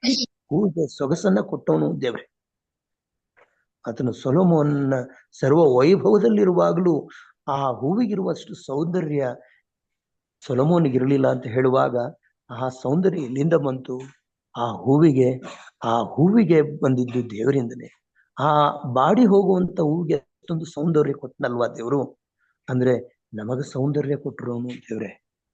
ನಾವು ವಿರೂಪ ಮಾಡ್ಕೊಳ್ತೇವೆ. ನಾವಿಲ್ಲೇನ್ ಮಾಡ್ಕೊಳ್ತೇವೆ? ನಮ್ಮ ಸೌಂದರ್ಯವನ್ನು ಕೆಡಿಸ್ಕೊಳ್ತೇವೆ. ಮದುವೆ ಆದಾಗ ಅಥವಾ ಮದುವೆ ಆಗುವಾಗ ವರ ಅಥವಾ ವಧು ಎಷ್ಟು ಚೆನ್ನಾಗಿದ್ದಾರೆ, ಎಷ್ಟು ಇದಾಗಿದ್ದಾರೆ ಅಂತ ಹೇಳ್ತೇವೆ. ಮದುವೆ ಸ್ವಲ್ಪ ವರ್ಷಗಳಲ್ಲಿ ಅವ್ರು ಏನಾಗೋಗ್ತಾರೆ ಅಂದ್ರೆ, ಇವರೇನ ಅವರು ಅಂತ ಪ್ರಶ್ನೆ ಮಾಡ್ಬೇಕು. ಆ ರೀತಿ ಆಗೋಗಿರ್ತಾರೆ.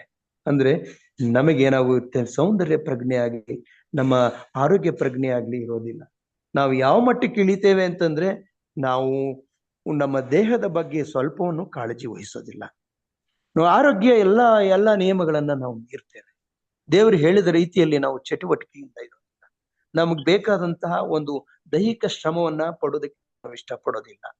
ದೈಹಿಕ ಶ್ರಮ ಪಡೆದೇನೆ ಸಾಕಷ್ಟು ನಮ್ಮ ನಾಲಿಗೆ ರುಚಿಗಳನ್ನ ನಾವು ತೃಪ್ತಿಪಡಿಸ್ಲಿಕ್ಕೆ ನೋಡ್ತೇವೆ.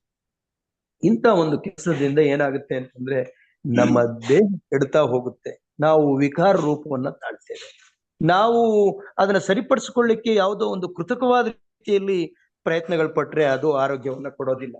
ಆದ್ರಿಂದ ಪ್ರಿಯರೇ, ಇದನ್ನ ನಾವು ತಿಳ್ಕೊಳ್ಬೇಕಾಗಿರೋದು ಅಂತಂದ್ರೆ, ನಾವು ತಿಳ್ಕೊಳ್ಬೇಕಾಗಿರೋದು ಒಂದು, ನಮಗೆ ದೇವರು ಸೌಂದರ್ಯವನ್ನ ಕೊಟ್ಟಿದ್ದಾನೆ. ಆದ್ರೆ ಅದರಲ್ಲಿ ಹೆಚ್ಚಳ ಪಡುವಂತಿಲ್ಲ. ಯಾಕಂದ್ರೆ ಹೂವಿನ ಹಾಗೆ ನಾವು ಬಾಡಿ ಹೋಗೋದ್ರಿಂದ ಸೌಂದರ್ಯವನ್ನ ನೆಚ್ಚಿಕೊಂಡು ನಾವು ಜೀವಿಸುವಂತಿಲ್ಲ. ಹಾಗಾಗಿ ಸೌಂದರ್ಯದ ಬಗ್ಗೆ ಸೊಲೊಮೋನ ಒಂದು ಮಾತು ಹೇಳ್ತಾನೆ. ಸೌಂದರ್ಯವು ನೆಚ್ಚತಕ್ಕದ್ದಲ್ಲ, ಲಾವಣ್ಯವು ನೆಲೆಯಲ್ಲ. ಯೆಹೋವನಲ್ಲಿ ಭಯಭಕ್ತಿ ಉಳ್ಳವಳೆ ಸ್ತೋತ್ರ ಪಾತ್ರಳು ಎಂಬುದಾಗಿ ನಾವು ನೋಡ್ತೇವೆ. ಸೌಂದರ್ಯವನ್ನ ನೆಚ್ಕೊಳ್ಳೋ ಹಾಗಿಲ್ಲ. ಸೌಂದರ್ಯ ನಮಗೆ ಕೊಡಲ್ಪಟ್ಟಿದೆ. ಸೌಂದರ್ಯವನ್ನ ನಾವು ವಿಕಾರ ಮಾಡ್ಕೋಬಾರ್ದು. ಅಂದ್ರೆ ಅದನ್ನ ಕೆಡಿಸ್ಕೊಳ್ಬಾರ್ದು. ಅಂದ್ರೆ ನಮ್ಮ ಆರೋಗ್ಯವನ್ನ ಕೆಡಿಸ್ಕೊಳ್ಳುವಾಗ ನಾವು ಜೊತೆಗೆ ಸೌಂದರ್ಯವಾಗ್ಲಿ, ನಮ್ಮ ರೂಪ ಆಗ್ಲಿ ಎಲ್ಲ ಕೆಟ್ಟೋಗುತ್ತೆ. ಅದನ್ನೇ ಹೇಳೋದು ಅಲ್ಲಿ. ಐಶ್ವರ್ಯವಂತನು ಹೇಗೆ ಕೆಟ್ಟೋಗ್ತಾನೆ ಅಂತಂದ್ರೆ, ಹೂ ಬಾಡೋಗ್ತಾನಲ್ಲ ಹಂಗೆ ಕೆಟ್ಟೋಗ್ತಾನೆ. ಅಂದ್ರೆ ಅದು ಅವನಿಗೆ ಆ ರೀತಿ ಕಷ್ಟಗಳನ್ನ, ಅಥವಾ ಅದು ಯಾವಾಗ್ಲೂ ಅದ್ರ ಬಗ್ಗೆ ಅವನಿಗೆ ಚಿಂತನೆಗಳನ್ನ ಚಿಂತೆ ಮಾಡೋ ರೀತಿ ಮಾಡೋದ್ರಿಂದ, ಈ ಲೋಕದ ಎಲ್ಲಾ ಒಂದು ವ್ಯವಹಾರಗಳಲ್ಲಿ ಆತನು ಸಿಕ್ಕಿಕೊಳ್ಳುವುದರಿಂದ ಅವನಿಗಿರುವಂತಹ ಶಾಂತಿ, ಸಮಾಧಾನ ಎಲ್ಲವೂ ಹಾಳಾಗಿ ಹೋಗುತ್ತದೆ. ಹಾಗಾಗಿ ಅವನ ಆರೋಗ್ಯವೂ ಕೆಟ್ಟು ಹೋಗ್ತದೆ. ಅವನಲ್ಲಿ ಇದ್ದಂತಹ ಒಂದು ಸ್ವರೂಪ ಏನಿದೆ, ದೇವರು ಕೊಟ್ಟಿದ್ದಂತಹ ಅಂದವಾದ ರೂಪ ಹೋಗುತ್ತೆ. ರೂಪವನ್ನ ಅಂದಗೊಳಿಸ್ಲಿಕ್ಕೆ ನಾವು ಇಲ್ಲದ ಪ್ರಯತ್ನ ಮಾಡಬಾರ್ದು. ಆತನ ಆರೋಗ್ಯ ನಿಯಮಗಳನ್ನ ಪಾಲಿಸ್ಬೇಕು. ಹೇಳಿದ ರೀತಿಯಲ್ಲಿ ನಾವು ಮಿತತ್ವವನ್ನು ಪಾಲಿಸ್ಬೇಕು. ಮಿತತ್ವವನ್ನ ಪಾಲಿಸದೆ ಹೋದಾಗ ನಮಗೆ ಸೌಂದರ್ಯ ಅಥವಾ ವಿಕಾರತೆ ಬರ್ತಾ ಹೋಗುತ್ತೆ, ಆರೋಗ್ಯ ಕೆಡ್ತಾ ಹೋಗುತ್ತೆ. ನಮ್ಮ ಅಧ್ಯಾಯ ಹೇಗಿರ್ತದೆ ಅಂತಂದ್ರೆ, ನಾವು ಈ ಬೋಧನೆ ಮಾಡೋದು ಒಂದಾಗಿರ್ತೇವೆ, ಆದ್ರೆ ನಮ್ಮ ರೂಪು ಅದೆಲ್ಲ ಪಕ್ಕದಲ್ಲಿರೋರಿಗೆ ಅಥವಾ ಹೇಳೋರಿಗೆ ಏನೋ ಹೇಳೋದೊಂದು, ಆದ್ರೆ ಒಂದು ಯಾವ್ದು ಈ ರೀತಿ ಇಲ್ವಲ್ಲ, ಹಿಂಗಿದನಲ್ಲ ಅನ್ಬೇಕು ಅಂದಾಗೋಗಿರ್ತದೆ. ಅದರಿಂದ ಅಡ್ವೆಂಟಿಸ್ಟ್ ಆದ ನಾವು ಬಹಳ ಎಚ್ಚರಿಕೆಯಾಗಿರ್ಬೇಕು. ನಮ್ಮ ಆರೋಗ್ಯವನ್ನ, ನಮ್ಮ ಸೌಂದರ್ಯವನ್ನ ಅಥವಾ ನಮ್ಮ ಒಂದು ತೋರುವಿಕೆಯನ್ನ ಸರಿಯಾದಲ್ಲಿ ನಾವು ಇಟ್ಕೊಳ್ಳಿಲ್ಲ ಅಂತಂದ್ರೆ ನಮಗೆ ಅದು ಶಾಪವಾಗಿ ಪರಿಣಮಿಸುತ್ತೆ. ಸೈತಾನು ಈ ಜ್ಞಾನವು ಶಾಪವಾಗಿ ಪರಿಣಮಿಸ್ತು, ಆತನಲ್ಲಿದ್ದಂತ ಸೌಂದರ್ಯವು ಶಾಪವಾಗಿ ಪರಿಣಮಿಸ್ತು. ಸೌಂದರ್ಯ ಮತ್ತೆ ಆತನಲ್ಲಿದ್ದ ಜ್ಞಾನ ಎರಡು ಶಾಪವಾಗಿ ಪರಿಣಮಿಸ್ತು. ಇನ್ನು ಐಶ್ವರ್ಯದ ವಿಷಯದಲ್ಲಿ ನಾವು ನೋಡೋದಾದ್ರೆ, ಐಶ್ವರ್ಯವಂತರು ಯಾವ ರೀತಿ ಐಶ್ವರ್ಯ ನಾವು ಪಡ್ಕೊಳ್ಬೇಕು ಅಂತಂದ್ರೆ, ಐಶ್ವರ್ಯವನ್ನ ಸದುಪಯೋಗ ಪಡಿಸ್ಕೊಳ್ಳಿಕ್ಕೆ ನಮಗೆ ಐಶ್ವರ್ಯ ಇರಬೇಕು. ಒಬ್ಬ ವ್ಯಕ್ತಿ ಐಶ್ವರ್ಯವಂತನಾಗಿರೋದು ಎಂದಿಗೂ ಪಾಪ ಅಲ್ಲ. ಆತನ ತಂದೆ ತಾಯಿಗಳು ಅಥವಾ ಆತನ ಪಿತ್ರಾರ್ಜಿತವಾಗಿ ಅವನು ದೊಡ್ಡ ಆಸ್ತಿವಂತನೇ ಆಗಿರ್ತಾನೆ. ಅದನ್ನ ಸದುಪಯೋಗ ಪಡಿಸ್ಕೊಳ್ಳುವಂತಹ ಅಥವಾ ಅದನ್ನ ನಿರ್ವಹಿಸ್ಕೊಂಡು ಹೋಗ್ಲಿಕ್ಕೆ ಬೇಕಾಗಿರುವಂತಹ ಜ್ಞಾನವನ್ನ ಪಡ್ಕೊಂಡಿರ್ಬೇಕು. ಅದರ ಮುಖಾಂತರ ಅವನು ದೇವರಿಗೆ ಮಹಿಮೆಯನ್ನ ಸಲ್ಲಿಸಬೇಕು. ಸ್ವತಃ ದೇವರೇ ಸೌಂದರ್ಯವುಳ್ಳಂತಹ ದೇವರಾಗಿದ್ದಾನೆ. ಅವನು ಮಾಡಿದ್ದೆಲ್ಲವೂ ಸುಂದರವಾಗಿರುತ್ತದೆ, ಅದು ಮನೋಹರವಾಗಿರುತ್ತೆ. ಅದಕ್ಕೋಸ್ಕರ ಯಾವ್ದ್ಯಾವ್ದು ಮನೋಹರವು, ಯಾವ್ದ್ಯಾವ್ದು ಪ್ರೀತಿಕರವು, ಯಾವ್ದ್ಯಾವ್ದು ಸತ್ಯವು, ಯಾವ್ದ್ಯಾವ್ದು ಮಾನ್ಯವು, ಅದನ್ನ ನೀವು ಹಿಡ್ಕೊಳ್ಳಿ ಅಂತ ಸ್ವಾಮಿ. ಮನೋಹರವಾದ್ದು ಅಂತಂದ್ರೆ ನಾವು ಮಾಡುವಂತಹ ಕೆಲಸಗಳಿರ್ಬೋದು, ಆಡುವಂತಹ ಮಾತುಗಳಿರ್ಬೋದು, ಕೃತಿಗಳಿರ್ಬೋದು, ನಿರ್ಮಿಸುವಂಥದ್ದು ಇನ್ನೊಬ್ಬರಿಗೆ ಸಂತೋಷವನ್ನ ಈಯುವಂತಹ, ಇನ್ನೊಬ್ಬರಿಗೆ ಸಂತೋಷವನ್ನ ಕೊಡುವಂಥದ್ದಾಗಿರ್ಬೇಕು. ನಾವು ಯಾವಾಗಲೂ ಬೋಧನೆ ಮಾಡೋದೇನು ಅಂತಂದ್ರೆ, ಯೇಸು ಕ್ರಿಸ್ತನು ಬಡವನಾಗಿದ್ದನು, ಆತನೋ ಧಿಕ್ಕರಿಸಲ್ಪಟ್ಟವನಾಗಿದ್ದನು. ಅಂದ್ರೆ ನಾವು ಕೂಡ ಧಿಕ್ಕರಿಸಲ್ಪಟ್ಟವರಾಗಿರ್ಬೇಕು, ನಾವು ವಿಕಾರಿಗಳಾಗಿರ್ಬೇಕು, ನಾವು ಹೇಗೋ ಅಂದ್ರೆ ಔಟ್ಡೇಟೆಡ್ ರೀತಿ ಇರಬೇಕು ಅಂತ ಅಂದ್ಕೋಬಾರ್ದು. ನಾವು ಸಮಾಜದಲ್ಲಿ ಗೌರವಯುತವಾಗಿ, ನಮ್ಮ ಗೌರವ ಎಲ್ಲಿ ಸಿಗುತ್ತೆ, ಆ ಗೌರವಯುತವಾದಂತಹ ಒಂದು ಶೈಲಿಯನ್ನ ರೂಢಿಸ್ಕೊಳ್ಬೇಕು, ಒಂದು ದಾಟಿಯನ್ನ ರೂಢಿಸ್ಕೊಳ್ಬೇಕು. ಅಂದ್ರೆ ನಮ್ಮ ಆಹಾರ ಕ್ರಮ ಒಂದೇ ಅಲ್ಲ, ನಮ್ಮ ಒಂದು ಜೀವಿತ ಒಂದು ಶೈಲಿ ಒಂದೇ ಅಲ್ಲ, ನಾವು ತೊಟ್ಟುಕೊಳ್ಳೋ ಬಟ್ಟೆಗಳು ಕೂಡ ಒಳ್ಳೆಯ ಒಂದು ಅಭಿರುಚಿಯನ್ನ ಅದು ಹೇಳುವಂಥದ್ದಾಗಿರ್ಬೇಕು. ನಮ್ಮಲ್ಲಿ ಆ ಒಂದು ನೈಪುಣ್ಯತೆ ಇದೆ ಅನ್ನೋದನ್ನ ಸಾರ್ಬೇಕು. ಆ ಒಂದು ಅಭಿರುಚಿ ನಮ್ಮಲ್ಲಿ, ಟೇಸ್ಟ್ ಇದೆ, ಒಳ್ಳೆ is a man of good taste ಅಂತ ಹೇಳ್ತಾರೋ ಆ ರೀತಿ ಇರ್ಬೇಕು. ಆಡುವ ಮಾತಿರ್ಬೋದು, ಭಾಷೆ ಇರ್ಬೋದು, ನಾವು ನಮ್ಮ ಜೀವನ ಶೈಲಿ ಇರ್ಬೋದು, ನಮ್ಮ ನಿಲುವು ಇರ್ಬೋದು, ನಮ್ಮ ಮ್ಯಾನರಿಸಮ್ ಇರ್ಬೋದು, ಪ್ರತಿಯೊಂದುವೆ ಪ್ಲೆಸೆಂಟ್ ಆಗಿರ್ಬೇಕು. ಅಂದ್ರೆ ಇನ್ನೊಬ್ಬರಿಗೆ ಆಪ್ಯಾಯಮಾನವಾಗಿ ತೋರ್ಬೇಕು, ಹಿತಕಾರಿಯಾಗಿರ್ಬೇಕು. ಆ ರೀತಿ ನಾವು ನಡ್ಕೊಳ್ಬೇಕು, ಆ ರೀತಿ ನಾವು ವರ್ತಿಸ್ಕೊಳ್ಬೇಕು, ಆ ರೀತಿ ನಾವು ನಮ್ಮ ಜೀವನವನ್ನ ನಡೆಸಬೇಕು. ಹಾಗಿದ್ರೆ ಮಾತ್ರ ನಾವು ಹೇಳುವ ಸಂದೇಶ ಇನ್ನೊಬ್ಬರಿಗೆ ಮನ ಮುಟ್ಟುತ್ತೆ. ನೀವು ಈ ಸೌಂದರ್ಯ ಅಥವಾ ಫಿಟ್ನೆಸ್ ಅನ್ನೋ ಬಗ್ಗೆ ಹೇಳುವಾಗ, ಈ ಲೋಕದಲ್ಲಿರುವಂತಹ ನಟಿಯರಿರ್ಬೋದು, ಈ ಮಾಡ್ತಾರಲ್ಲ ನೋಡಿ, ಆಕ್ಟ್ ಮಾಡ್ತಾರಲ್ಲ ಸಿನಿಮಾದಲ್ಲಿ, ಆ ನಟಿಯರಿದಾರಲ್ಲ, ಅವರು ತಮ್ಮ ಸೌಂದರ್ಯನ ಬಹಳ ಚೆನ್ನಾಗಿ ಮೇಂಟೈನ್ ಮಾಡ್ಕೊಳ್ತಾರೆ. ಆಹಾರದ ವಿಷಯದಲ್ಲೂ ಬಹಳ ಎಚ್ಚರಿಕೆ ವಹಿಸ್ತಾರೆ. ಆಕ್ಟರ್ಸ್ ಇರ್ಬೋದು ನೋಡಿ, ಅವರು ಲೌಕಿಕವಾದ ವ್ಯಕ್ತಿಗಳು ತಮ್ಮನ್ನ ತಾವು ಒಳ್ಳೆಯ ರೀತಿಯಲ್ಲಿ ಬಿಂಬಿಸ್ಕೊಳ್ಳಿಕ್ಕೆ, ತಮ್ಮನ್ನು ತೋರಿಸ್ಕೊಳ್ಳಿಕ್ಕೆ ಎಲ್ಲಾ ಪ್ರಯತ್ನಗಳನ್ನ ಪಡ್ತಾರೆ. ಆದ್ರೆ ದೇವರ ಸತ್ಯವನ್ನ ಕೈಯಲ್ಲಿ ಹಿಡ್ಕೊಂಡು, ದೇವರ ಸತ್ಯ ಎಂಬ ದೀಪವನ್ನ ನಾವು ಹಿಡ್ಕೊಂಡು ನಮ್ಮ ಜೀವನವನ್ನ ಹೇಗೋ ನಡೀತಾ ಇದ್ರೆ, ಆ ದೀಪದಲ್ಲೇ ನಾವು ನಮ್ಮ ಪ್ರತಿಬಿಂಬ ಹೇಗಿದೆ, ಆ ವಾಕ್ಯ ಎಂಬ ಆ ಒಂದು ಬೆಳಕಿನಲ್ಲಿ ನಾವು ಎಷ್ಟು ವಿಕಾರವಾಗಿದ್ದೇವೆ ಅನ್ನೋದನ್ನ ಅದು ತೋರಿಸ್ಕೊಡುತ್ತೆ ಲೋಕಕ್ಕೆ. ಪ್ರಿಯರೇ, ಆದ್ರಿಂದ ನಾವು ಒಂದು ವಾಕ್ಯದ ಅರ್ಧ ಭಾಗವನ್ನ ತೆಗೆದುಕೊಂಡು ತಪ್ಪಾದ ತೀರ್ಮಾನವನ್ನು ನಾವು ತಗೊಳ್ಬಾರ್ದು. ಸೌಂದರ್ಯ ಒಳ್ಳೇದು, ಕೊಟ್ಟದ್ದು ದೇವರೇ, ಅದಕ್ಕೆ ವಿಧೇಯನಾಗಿ ನಡ್ಕೊಳ್ಬೇಕಾಗಿರೋದು, ಅದಕ್ಕೆ ಯೋಗ್ಯನಾಗಿ ನಡ್ಕೊಳ್ಬೇಕಾಗಿರುವಂತಹ ಜವಾಬ್ದಾರಿ ಏನಿದೆ ಅದು ನಮ್ದು. ಕೊಟ್ಟಿದ್ದೆಲ್ಲ ದೇವ್ರೆ, ಅದಕ್ಕೆ ಜ್ಞಾನವನ್ನಾಗ್ಲಿ ದೇವರೇ ಕೊಡುವಂಥದ್ದು, ಜ್ಞಾನತ್ರಾಣಗಳು ಆತನವೇ. ನೀನು ನಿನ್ನ ಎಲ್ಲವನ್ನ ಕೊಟ್ಟು ನೀನು ಜ್ಞಾನವನ್ನ ಸಂಪಾದನೆ ಮಾಡ್ಕೋ. ಯೆಹೋವನು ಜ್ಞಾನದಿಂದ ಹೀಗೆ ನಿರ್ಮಿಸಿದಾನೆ, ಯೆಹೋವನು ತನ್ನ ವಿವೇಕದಿಂದ ಈ ಭೂಮಿಯನ್ನ ಈ ರೀತಿ ಸ್ಥಾಪಿಸಿದ್ದಾನೆ, ಇದಕ್ಕೆ ನಿನ್ನ ಎಲ್ಲ ಇಷ್ಟ ವಸ್ತುಗಳು ಸಮವಲ್ಲ ಅಂತ ಹೇಳುವಾಗ ಆ ಜ್ಞಾನವನ್ನ ನಾವು ದೇವರ ಮಹಿಮೆಗೋಸ್ಕರ ಉಪಯೋಗಿಸಬೇಕು. ಇನ್ನೂ ಒಂದು ಮುಂದೆ ಹೋಗೋದಾದ್ರೆ, ಒಂದು ಹೆಜ್ಜೆ ಮುಂದೆ ಹೋಗಿ ಹೇಳೋದಾದ್ರೆ, ಪೌಲ್ನ ಏನು ಹೇಳ್ತಾನೆ ಅಂದ್ರೆ, ಎಲ್ಲಾ ಕೆಟ್ಟತನಗಳ ಮೂಲ, ಕೆಟ್ಟದಕ್ಕೆ ಮೂಲ ಯಾವುದು ಅಂತ ಹೇಳ್ತಾನೆ? ಹಣವು ಎಲ್ಲ ಕೆಟ್ಟಗಳಿಗೆ ಮೂಲ. ಹಣ ನಿಜವಾಗಿಯೂ ಕೆಟ್ಟತನಕ್ಕೆ ಮೂಲ ಅಂತ ದೇವ್ರ ವಾಕ್ಯ ಹೇಳುತ್ತಾ? ಖಂಡಿತ ಹಣದ ಆಸೆ, ಹಣವನ್ನ ಸಂಪಾದಿಸ್ಲಿಕ್ಕೆ ನಾವು ಎಲ್ಲ ಒಂದು ನೀತಿಗಳನ್ನ ಎಲ್ಲವನ್ನ ಗಾಳಿಗೆ ತೂರಿ, ನೀತಿ ನಿಯಮಗಳನ್ನ ತೂರಿ, ಸರ್ಕಾರದ ನಿಯಮಗಳನ್ನ ತೂರಿ ನಾವು ಹಣವನ್ನ ಸಂಪಾದನೆ ಮಾಡ್ಲಿಕ್ಕೆ ನಿಂತ್ಕೊಂಡಾಗ ಅದು ತಾನೇ ಕೆಟ್ಟದ್ದು. ಹಾಗೆಯೇ ಆದ್ರೆ ಶ್ರೀಮಂತರಾಗ್ಲಿಕ್ಕೆ, ಧನಿಕರಾಗ್ಲಿಕ್ಕೆ, ಐಶ್ವರ್ಯವಂತರಾಗ್ಲಿಕ್ಕೆ ಮನಸ್ಸು ಮಾಡಿದವರೆಲ್ಲ ತಮ್ಮನ್ನ ಈ ಒಂದು ಇದಗಳಿಂದ ಚುಚ್ಚಿಸ್ಬಿಟ್ಟು ಅವರು ವೇದನೆ ಪಡ್ತಾರೆ ಅಂತ ಪೌಲ್ನಿ ಹೇಳೋದು ಯಾತಕ್ಕೆ ಅಂತಂದ್ರೆ, ಅದರ ಆಸೆಯನ್ನ ಹೆಚ್ಚಿಸ್ಕೊಂಡು ನಾವು ಮಾಡಬೇಕಾದ ಕರ್ತವ್ಯಗಳಿಗೆ ಬೆನ್ನುಗೊಟ್ಟು ದೇವರು ಕೊಟ್ಟಂತಹ ಜವಾಬ್ದಾರಿಯನ್ನ ಮಾಡದೆ ನಾವು ಕೇವಲ ಹಣದ ಹಿಂದೆ ನಿಂತು ಅದನ್ನ ಭೋಗಿಸುವ ಆಸಕ್ತಿಯನ್ನು ಹೆಚ್ಚಿಸಿಕೊಂಡು ಅದರಿಂದ ಎಲ್ಲವನ್ನ ನಾವು ಕಾಕೊಂಡು ಬಡವರನ್ನು ನೋಡ್ತಾ ಇಲ್ಲ, ಯಾವ್ದನ್ನು ನೋಡ್ತಾ ಇಲ್ಲ, ಎಲ್ಲವನ್ನ ನಾನೇ ಅನುಭವಿಸ್ಬೇಕು ಅಂತ ಮಟ್ಟಕ್ಕೆ ಹೋಗ್ತೀವಲ್ಲ, ಅವಾಗ ತಾನೇ ಅದು ಶಾಪ ಆಗುತ್ತೆ, ಅವಾಗ ತಾನೇ ಅದು ಎಲ್ಲಾ ಕೆಟ್ಟತನಗಳಿಗೆ ಮೂಲ ಆಗುತ್ತೆ. ಆದ್ರೆ E.G. ವೈಟ್ ಅವ್ರು ಏನ್ ಹೇಳ್ತಾರೆ ಅನ್ನೋದನ್ನ ತಿಳ್ಕೊಳ್ಳಿ. ನಾವು ಕ್ರೈಸ್ತರು ಬಡವರಾಗಿರ್ಬೇಕು ಅಂತಿಲ್ಲ, ಅವರು ಬುದ್ಧಿವಂತರಾಗಿರ್ಬೇಕು, ಚುರುಕು ಬುದ್ಧಿ ಉಳ್ಳವರಾಗಿರ್ಬೇಕು. ಈ ಆಧುನಿಕ ಸಮಾಜದಲ್ಲೂ ಅವರು ಹಣವನ್ನ ಗಳಿಸ್ಬೇಕು. ಹಣ ಗಳಿಸ್ಲಿಕ್ಕೆ ಎಲ್ಲಿ ತನಕ ಸಾಧ್ಯವಾಗುತ್ತೋ ಅಲ್ಲಿ ತನಕ ನಾವು ಒಳ್ಳೆಯ ಮಾರ್ಗದಲ್ಲಿ ಬುದ್ಧಿವಂತರಾಗಿ ಗಳಿಸ್ಬೇಕು. ಆ ಲೋಕದಲ್ಲಿ ಇರುವಂತಹ ಒಂದು ಹಣವನ್ನ ನಾವು ಸದುಪಯೋಗ ಪಡಿಸ್ಕೊಳ್ಬೇಕು. ಎಂತ ವಾಕ್ಯ ಇದೆ ನೋಡಿ, ಎಂತ ಜ್ಞಾನ ಇದೆ ಲೋಕದಲ್ಲಿ. ಅದಕ್ಕೆ ಸ್ವಾಮಿ ಹೇಳ್ತಾನೆ, ನಿಮಗೆ ಒಳ್ಳೆಯ ಧನವನ್ನು ಯಾರು ಕೊಡ್ತಾರೆ?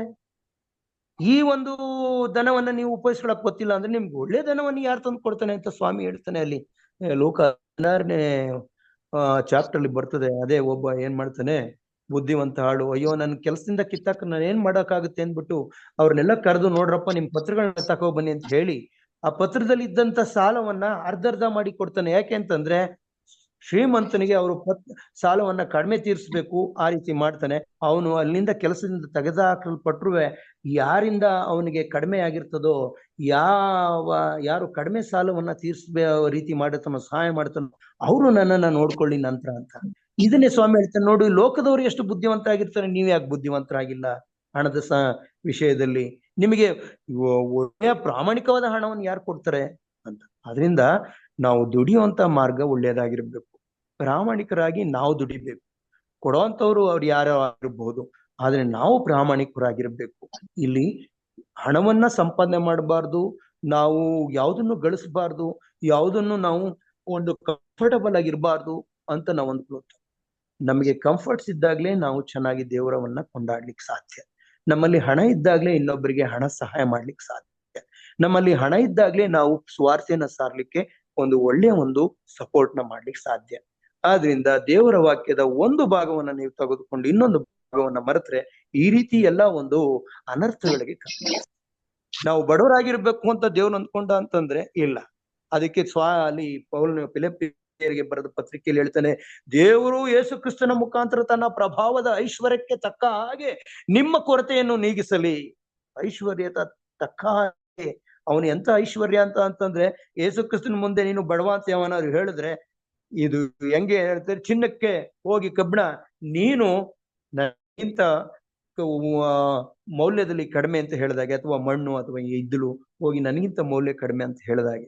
ಅಂದ್ರೆ ರಾಜಾದಿರಾಜನು, ಕರ್ತರ ಕರ್ತನು, ಈ ಲೋಕದ ಸೃಷ್ಟಿಕರ್ತನಾದ ಯೇಸು ಕ್ರಿಸ್ತನು ಬಡವನಾಗಿ ಬಂದಿದ್ದು ಯಾತಿಗೆ ಅಂದ್ರೆ ನಮಗೋಸ್ಕರ, ನಾವ್ ಹೇಗ್ ಬಾಳ್ಬೇಕು ಅಂತ ತೋರ್ಸೋಕೋಸ್ಕರ. ಅವನು ಖಂಡಿತವಾಗಿ ಬಡವನಲ್ಲ, ಅವನು ಸ್ವತಃ ತಾನೇ ದೇವರಾಗಿರೋದ್ರಿಂದ ಇದೆಲ್ಲರ ಒಡೆತನ. ಅದೇನ್ ಹೇಳ್ತಾನೆ, ಬೆಟ್ಟ ನನ್ನದು, ಗುಡ್ಡ ನನ್ನದು, ಇಲ್ಲಿ ಪ್ರಾಣಿ ಪಕ್ಷಿಗಳು ನಂದು, ಚಿನ್ನ ನನ್ನದು, ಬೆಳ್ಳಿ ನಂದು, ನೀನ್ ನನಗೆ ಏನ್ ತಂದು ಕೊಡ್ತೀಯ ಅಂತ ಹೇಳ್ತಾನೆ ಸ್ವಾಮಿ. ನಾವು ತಂದು ಕೊಡ್ಬೇಕಾಗಿರೋದು ಏನು ಅಂತಂದ್ರೆ, ಅಥವಾ ನಾವು ಏನ್ ಕೊಡ್ಬೇಕಾಗಿರೋದು ಅಂದ್ರೆ ನಮ್ಮ ಹೃದಯ. ನಮ್ಮ ಹೃದಯವಾದ ಪೂರ್ವಕವಾಗಿ ನಾವು ಆತನಿಗೆ ನಮ್ಮ ಎಲ್ಲವನ್ನ ಅರ್ಪಿಸಬೇಕು. ಇಲ್ಲಿ ನಾವು ತಿಳ್ಕೊಳ್ಬೇಕಾಗಿರೋದೇನೆಂದ್ರೆ ಪ್ರಿಯರೇ, ಈ 1-2 ನಿಮಿಷದಲ್ಲಿ ನಾನು ಮುಗಿಸ್ತೇನೆ.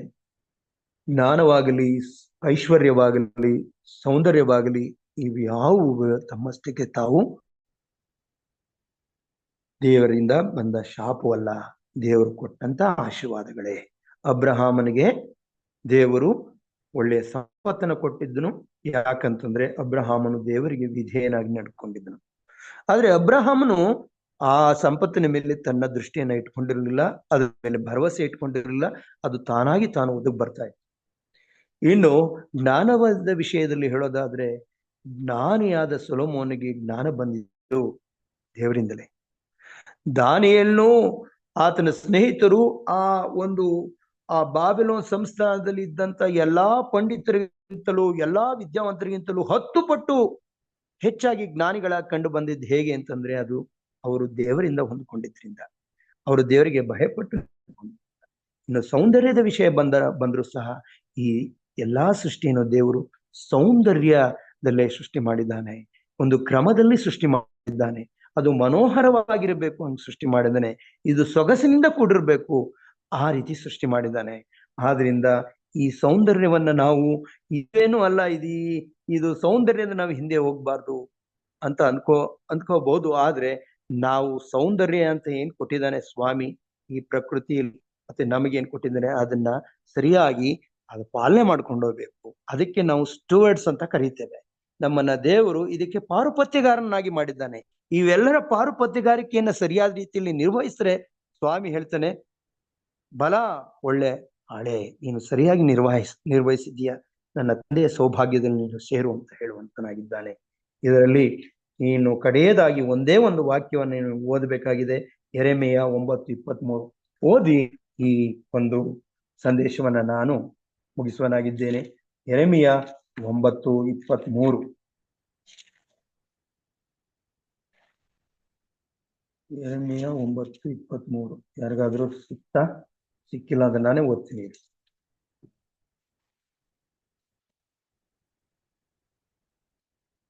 ನೋಡಿ, ಯೆಹೋವನಿಗಂತಾನೆ, ನಾನು ತನ್ನ ಜ್ಞಾನಕ್ಕೆ, ಪರಾಕ್ರಮಿಯು ತನ್ನ ಪರಾಕ್ರಮಕ್ಕೆ, ಐಶ್ವರ್ಯವಂತನು ತನ್ನ ಐಶ್ವರ್ಯಕ್ಕೆ ಹೆಚ್ಚಳ ಪಡದಿರಲಿ. ಹೆಚ್ಚಳ ಪಡುವವನು ತಾನು ನನ್ನನ್ನು ತಿಳಿದು, ಯಾರನ್ನ ತಿಳಿದು?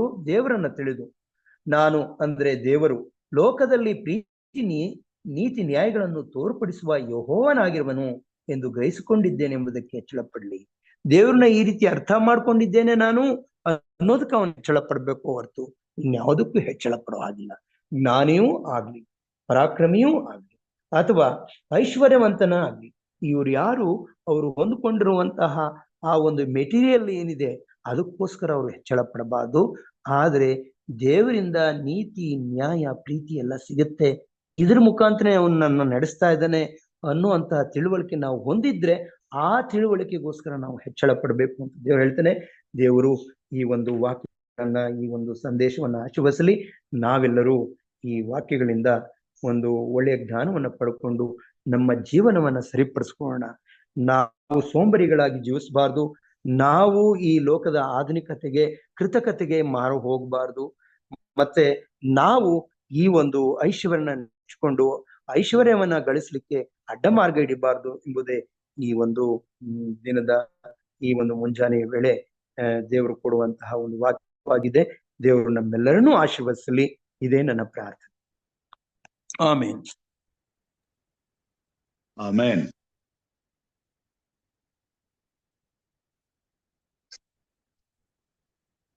ಉತ್ತಮವಾದಂತಹ ಸಂದೇಶವನ್ನ ತಂದಂತ ಹಿರಿಯರಾದಂತ ಚಿನ್ನಪ್ಪ ಸಾತ್ವಿಕ್ ಅವರಿಗೆ ವಂದನೆಗಳನ್ನ ಸಲ್ಲಿಸ್ತೇನೆ. ಕರ್ತನು ನಿಮ್ಮನ್ನ ಆಶೀರ್ವಾದ ಮಾಡಲಿ, ತನ್ನ ಮಹಿಮೆಗಾಗಿ ಇನ್ನು ಹೆಚ್ಚಿನ ರೀತಿಯಲ್ಲಿ ಉಪಯೋಗಿಸಿಕೊಳ್ಳಲಿ ಎಂಬುದಾಗಿ ಪ್ರಾರ್ಥಿಸುತ್ತಾ ಪ್ರಾರ್ಥನೆಗೆ ಹೋಗೋಣ. ಪ್ರಾರ್ಥನೆ ವಿಜ್ಞಾಪನೆಗಳಿದ್ರೆ ಈ ಸಮಯದಲ್ಲಿ ಹಂಚಿಕೊಳ್ಳಬೇಕೆಂಬುದಾಗಿ ಕೇಳ್ಕೊಳ್ತೇನೆ.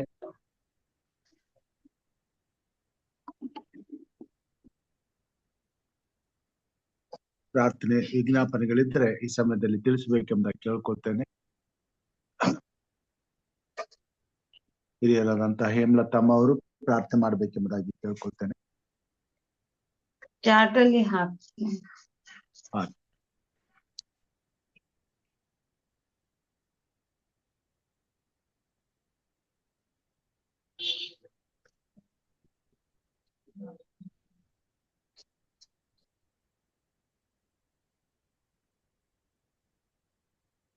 ನಮಸ್ಕಾರ ಪಾಸ್ಟ್ರೆ. ನಮಸ್ಕಾರ. ಪ್ರಾರ್ಥನೆ.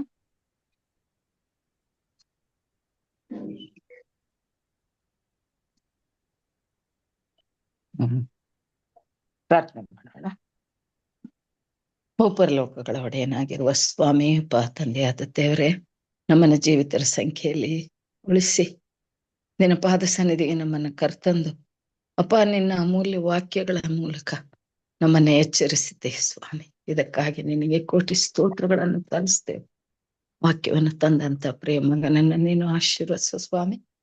ನಮ್ಗೆ ಬೇಕಾದಂತ ಒಳ್ಳೆಯ ಜ್ಞಾನವನ್ನ ಯಾವ ರೀತಿಯಲ್ಲಿ ಸ್ವಾಮಿ ಈ ಒಂದು ಸೌಂದರ್ಯವು ನೆಚ್ಚತಕ್ಕದ್ದೆಲ್ಲ ಲಾವಣ್ಯವು ನೆಲೆಯಲ್ಲ, ಯೆಹೋವನಲ್ಲಿ ಭಯಭಕ್ತಿ ಉಳ್ಳವಳ ಸ್ತೋತ್ರ ಪಾತ್ರಳು ಎಂಬ ಈ ಒಂದು ಅಂಶದ ಮೂಲಕ ಸ್ವಾಮಿ ಈ ಐಶ್ವರ್ಯದ ಒಂದು ಮಹತ್ವವನ್ನ ನೀನು ನಮಗೆ ತಿಳಿಸ್ಕೊಟ್ಟಿದ್ದಿ ಸ್ವಾಮಿ.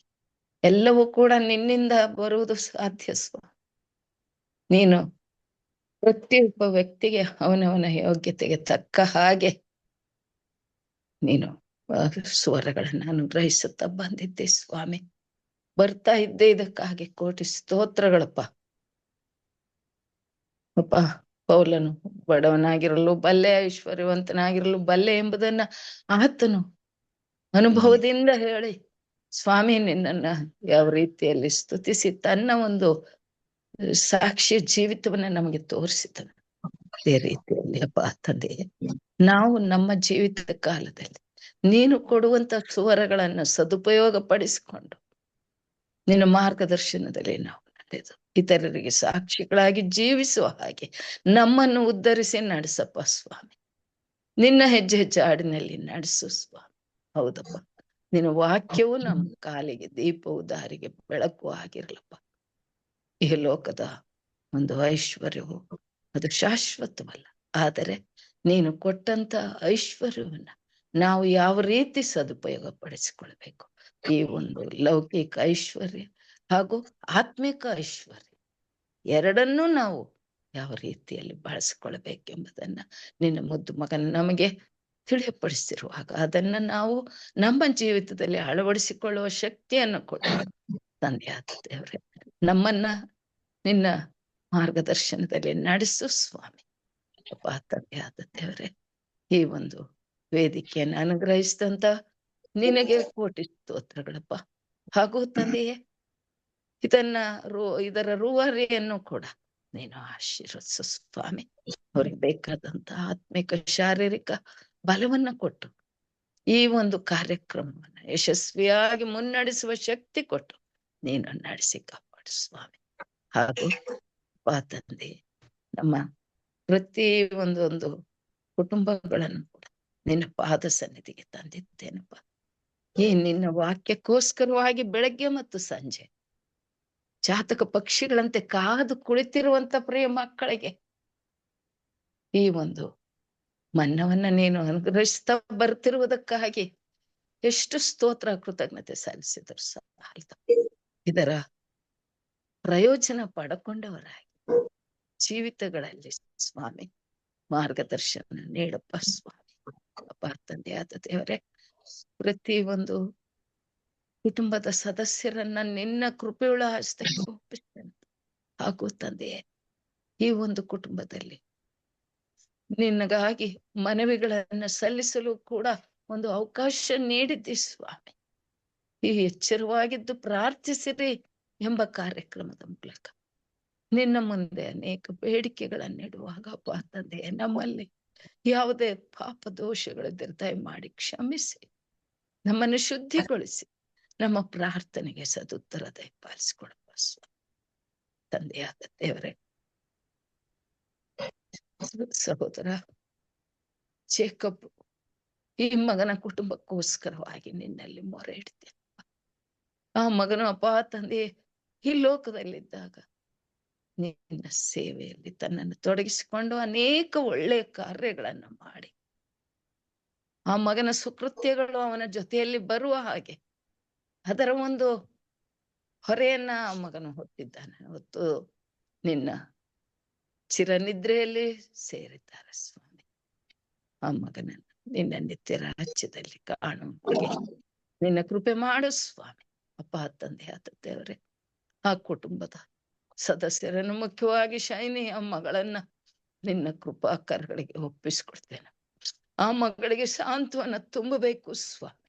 ನಿನ್ನಿಂದ ಮಾತ್ರ ಸಾಧ್ಯ. ನಿನ್ನನ್ನೇ ಹತ್ಕೊಂಡ ಮಗಳು ಸ್ವಾಮಿ. ಆ ಕುಟುಂಬವನ್ನ ನೀನು ಕೈ ಹಿಡಿದು ನಡೆಸ್ಬೇಕು. ನಿನ್ನ ಕೃಪಾಕರಗಳಲ್ಲಿ ಆ ಮುದ್ದು ಮಗಳನ್ನ ಮತ್ತು ಮಕ್ಕಳನ್ನ, ಅವಳ ಬಂಧು ಬಾಂಧವರನ್ನ ಒಪ್ಪಿಸ್ಕೊಡ್ತೇನಪ್ಪ ಸ್ವಾಮಿ. ಅಪ್ಪ, ನಿನ್ನ ಮಕ್ಕಳನ್ನ ಎಂದು ತೊರೆದು ಬಿಡುವುದಿಲ್ಲ ಸ್ವಾಮಿ, ಕೈ ಬಿಡುವವನಲ್ಲ ಸ್ವಾಮಿ. ಆ ಮಗಳ ಜೀವನ ಹಾದಿಯನ್ನ ನೀನು ಭದ್ರಗೊಳಿಸು ಸ್ವಾಮಿ.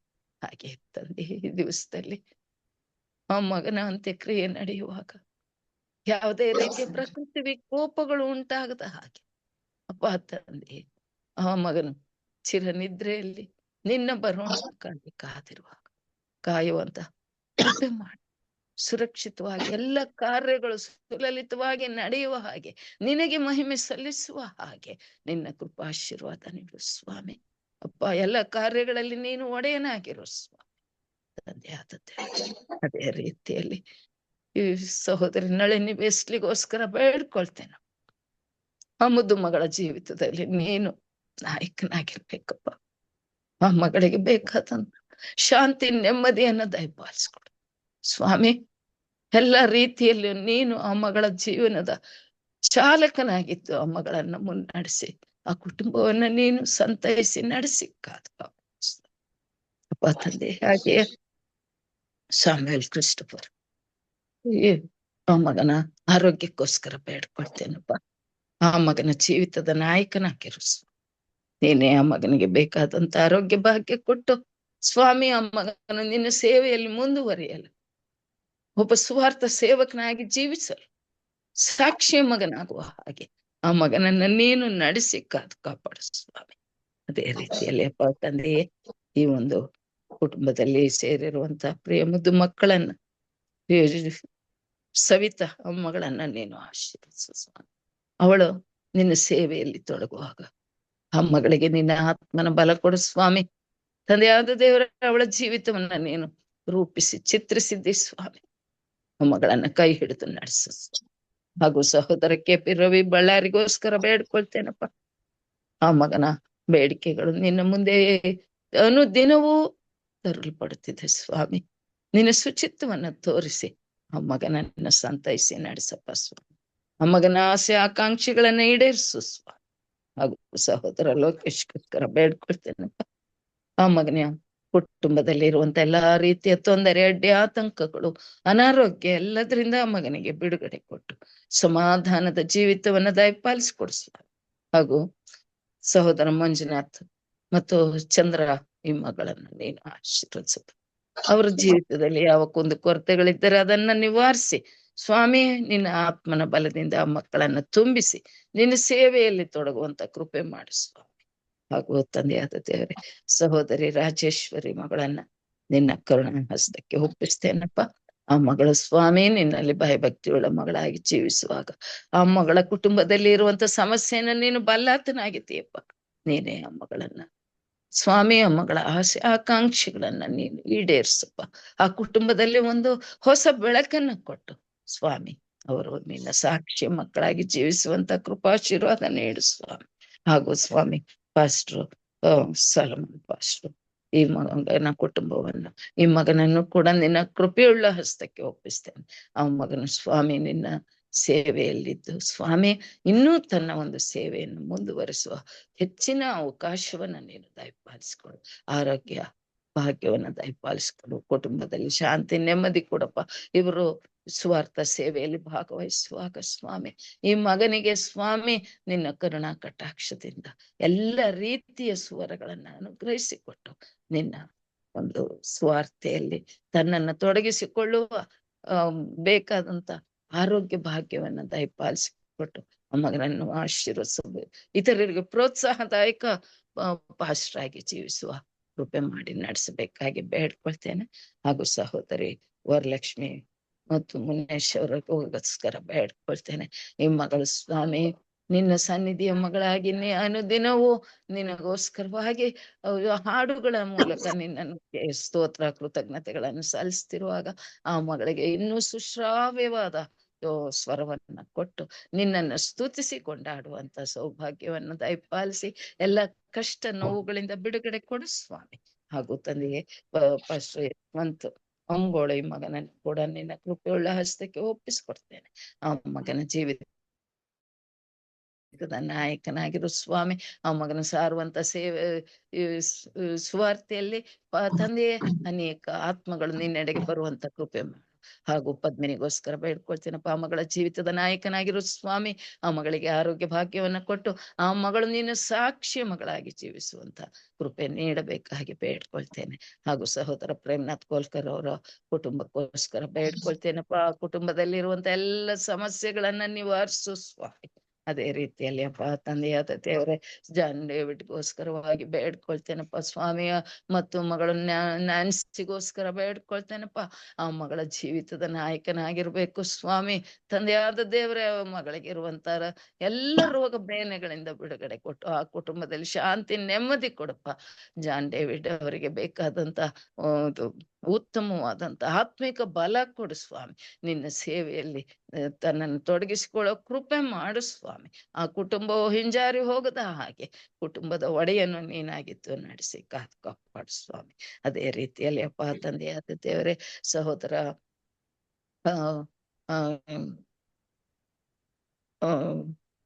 ಜಾನ್ಸನ್ ಶರಣಪ್ಪ ಅವರು ಹಾಗೂ ಜಾನ್ಸನ್ ಯೇಸುದಾಸ್ ಅವರು ಮತ್ತು ಕರ್ತನೆ ಇನ್ನು ಅನೇಕರು ಸ್ವಾಮಿ ಈ ಒಂದು ಕುಟುಂಬದಲ್ಲಿ ಭಾಗವಹಿಸುವಾಗ ಅವರ ಹೆಸರುಗಳನ್ನ ಬಿಟ್ಟಿದ್ದೇನಪ್ಪ. ದಯಮಾಡಿ ಕ್ಷಮಿಸಿ ಎಲ್ಲ ಸದಸ್ಯರನ್ನ ನೀನು ಆಶೀರ್ವದಿಸಪ್ಪ ಸ್ವಾಮಿ. ಅವರ ಎಲ್ಲ ಕಾರ್ಯಗಳಲ್ಲಿ ಸ್ವಾಮಿ ನೀನು ನಾಯಕನಾಗಿದ್ದು ನಿನ್ನ ಸೇವೆಯನ್ನ ಅವರು ಮುಂದುವರಿಸುವ ಕೃಪೆ ಮಾಡಿ ನಡೆಸಪ್ಪ ಸ್ವಾಮಿ. ಅಪ್ಪ ತಂದೆಯಾದ ದೇವರೇ ನಮ್ಮ ಈ ಒಂದು ದಿನದ ಜೀವನ ಯಾತ್ರೆಯಲ್ಲಿ ಈ ನಿನ್ನ ವಾಕ್ಯಗಳು ನಮ್ಮನ್ನು ಮುನ್ನಡೆಸಲಿ ಸ್ವಾಮಿ.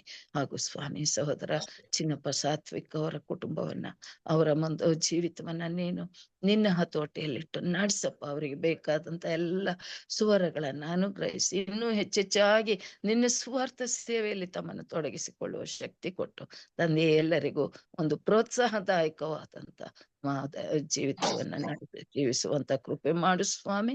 ಅದೇ ರೀತಿಯಲ್ಲಿ ಪಾಪ ತಂದೆ ಸಂಜೆ ಮತ್ತೊಮ್ಮೆ ನಿನ್ನ ಪಾದ ಸನ್ನಿಧಿಯಲ್ಲಿ ಬಂದು ನಿನ್ನನ್ನ ಸ್ತುತಿಸುವ ನಿನ್ನ ವಾಕ್ಯಗಳ ಮೂಲಕ ನಮ್ಮ ಆತ್ಮಿಕ ಜೀವನವನ್ನ ನಾವು ಉಜ್ಜೀವನಗೊಳಿಸಿಕೊಳ್ಳುವ ಶಕ್ತಿಯನ್ನ ನೀನು ನಮ್ಮೆಲ್ಲರಿಗೂ ದಯಪಾಲಿಸಿಕೊಟ್ಟು ಪಾಸ್ಟರ್ ರಾಜುರವರನ್ನ ಸ್ವಾಮಿ ಇನ್ನೂ ಹೆಚ್ಚೆಚ್ಚಾಗಿ ಆಶೀರ್ವದಿಸಿ ನಡೆಸಿ ಕಾಯ್ತಾ ಬರಬೇಕಾಗಿ ಯೇಸು ಕ್ರಿಸ್ತನ ಮುದ್ದಾದ ನಾಮದಲ್ಲಿ ಅತ್ಯಂತ ನಮ್ರತೆಯಿಂದ ಬೇಡ್ಕೊಳ್ತೇನೆ ತಂದೆ. ಆಮೇನ್. ಆಮೇನ್. ಆಮೇನ್. ಪರಲೋಕದ ಪ್ರಾರ್ಥನೆ ಮಾಡ್ಕೊಳ್ಳೋಣ. ಅಂತ್ಯಾಶೀರ್ವಾದವನ್ನ ಪಾಸ್ಟರ್ ಸಾಲುಮನ್ ಅವರು ಕೊಡ್ಬೇಕೆಂದು ಕೇಳ್ಕೊಳ್ತಾನೆ.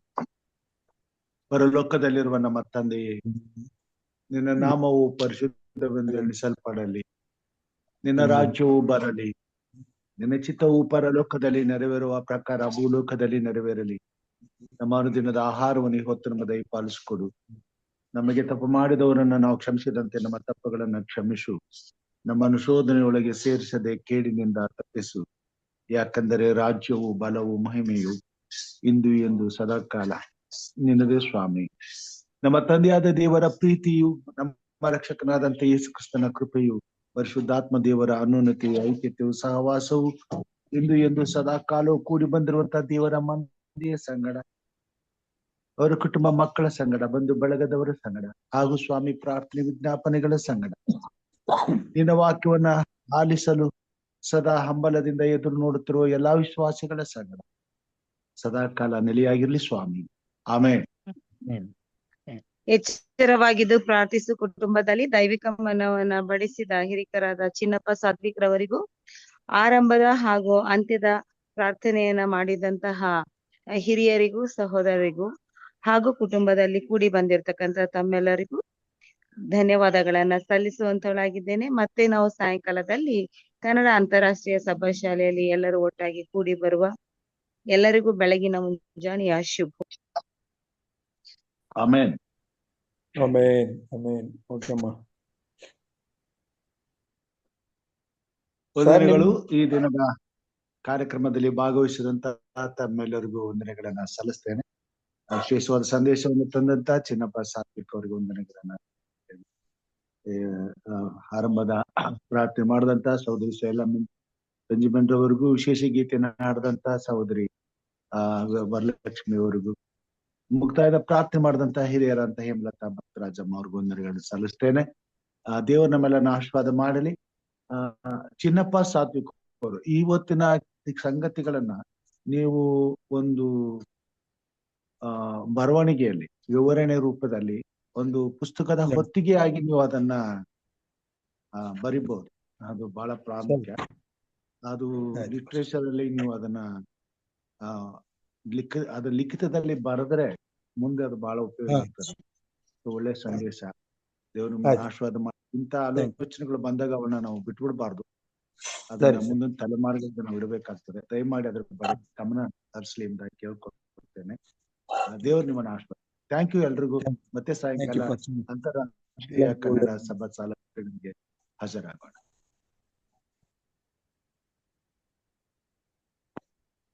ಸರ್, ಆಯಾ ಸ್ಥಳಗಳಲ್ಲಿ ಮಳೆ ಬರ್ತಾ ಇರ್ಬೋದು. ಇಲ್ಲೆಲ್ಲ ಮಳೆ ಬರ್ತಾ ಇದೆ. ಇಲ್ಲೂ ಸ್ವಲ್ಪ ಸ್ವಲ್ಪ ಮಳೆ ಆಗ್ತಾ ಇದೆ. ಎಲ್ಲಾ ಕಡೆನೂ ಮಳೆ ಆಗಿದೆ ಅಂತ ಪೇಪರ್ಲು ಬಂದಿದೆ. ತುಂಬಾ ಕಡೆ ಮಳೆ ಆಗಿದೆ. ಅದಕ್ಕೆ ಪ್ರಾರ್ಥನೆ ಮಾಡಿ.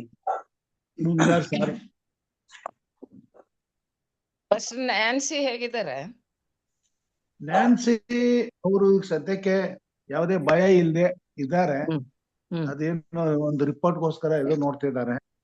ಬಟ್ ಅದು ದೇವರ ದಯದಿಂದ ಒಳ್ಳೆ ರೀತಿಲಿ ಬಂದ್ರೆ ಒಳ್ಳೇದು. ಅದಕ್ಕೋಸ್ಕರ ಕಾಯ್ತಾ ಇದ್ದಾರೆ. ಕಿಮೋಥೆರಪಿ ಕಳಿಸಿಲ್ಲ ಅವ್ರನ್ನ. ಡಾಕ್ಟರ್ ಒಪ್ಕೊಂಡಿಲ್ಲ. ವೆಯ್ಟ್ ಮಾಡ್ರಿ ಅಂತ ಹೇಳಿದ್ದಾರೆ. ನೋಡೋಣ, ಪ್ರೇಯರ್ ಮಾಡೋಣ, ಏನಾಗುತ್ತೆ ಕಾದ್ ನೋಡೋಣ. ಎಲ್ಲರೂ ನಿಮ್ಮ ಆರೋಗ್ಯದ ಕಡೆಗೆ ಗಮನ ಹರಿಸಿ. ವಾತಾವರಣ ಚೆನ್ನಾಗಿಲ್ಲ. ನಮ್ಮ ಅಡಿಗೆ ಮನೆಯಲ್ಲಿ ಇರ್ತಕ್ಕಂಥವುಗಳು, ನಮ್ಮ ಹಿತ್ತಲಲ್ಲಿ ಇರ್ತಕ್ಕಂಥವು ಗಿಡ ಮೂಲಿಕೆಗಳನ್ನ ಬಳಸಿ ಆರೋಗ್ಯವನ್ನ ನೋಡ್ಕೊಳ್ಳಿ. ಯಾವುದೇ ಏನಾದ್ರೂ ಆರೋಗ್ಯದ ವಿಚಾರದಲ್ಲಿ ನಿಮ್ಗೆ ಮಾಹಿತಿ ಅಥವಾ ಸಹಾಯ ಬೇಕು ಅಂದ್ರೆ ಕಾಲ್ ಮಾಡಿ ನನ್ಗೆ. Thank you sister. Thank you.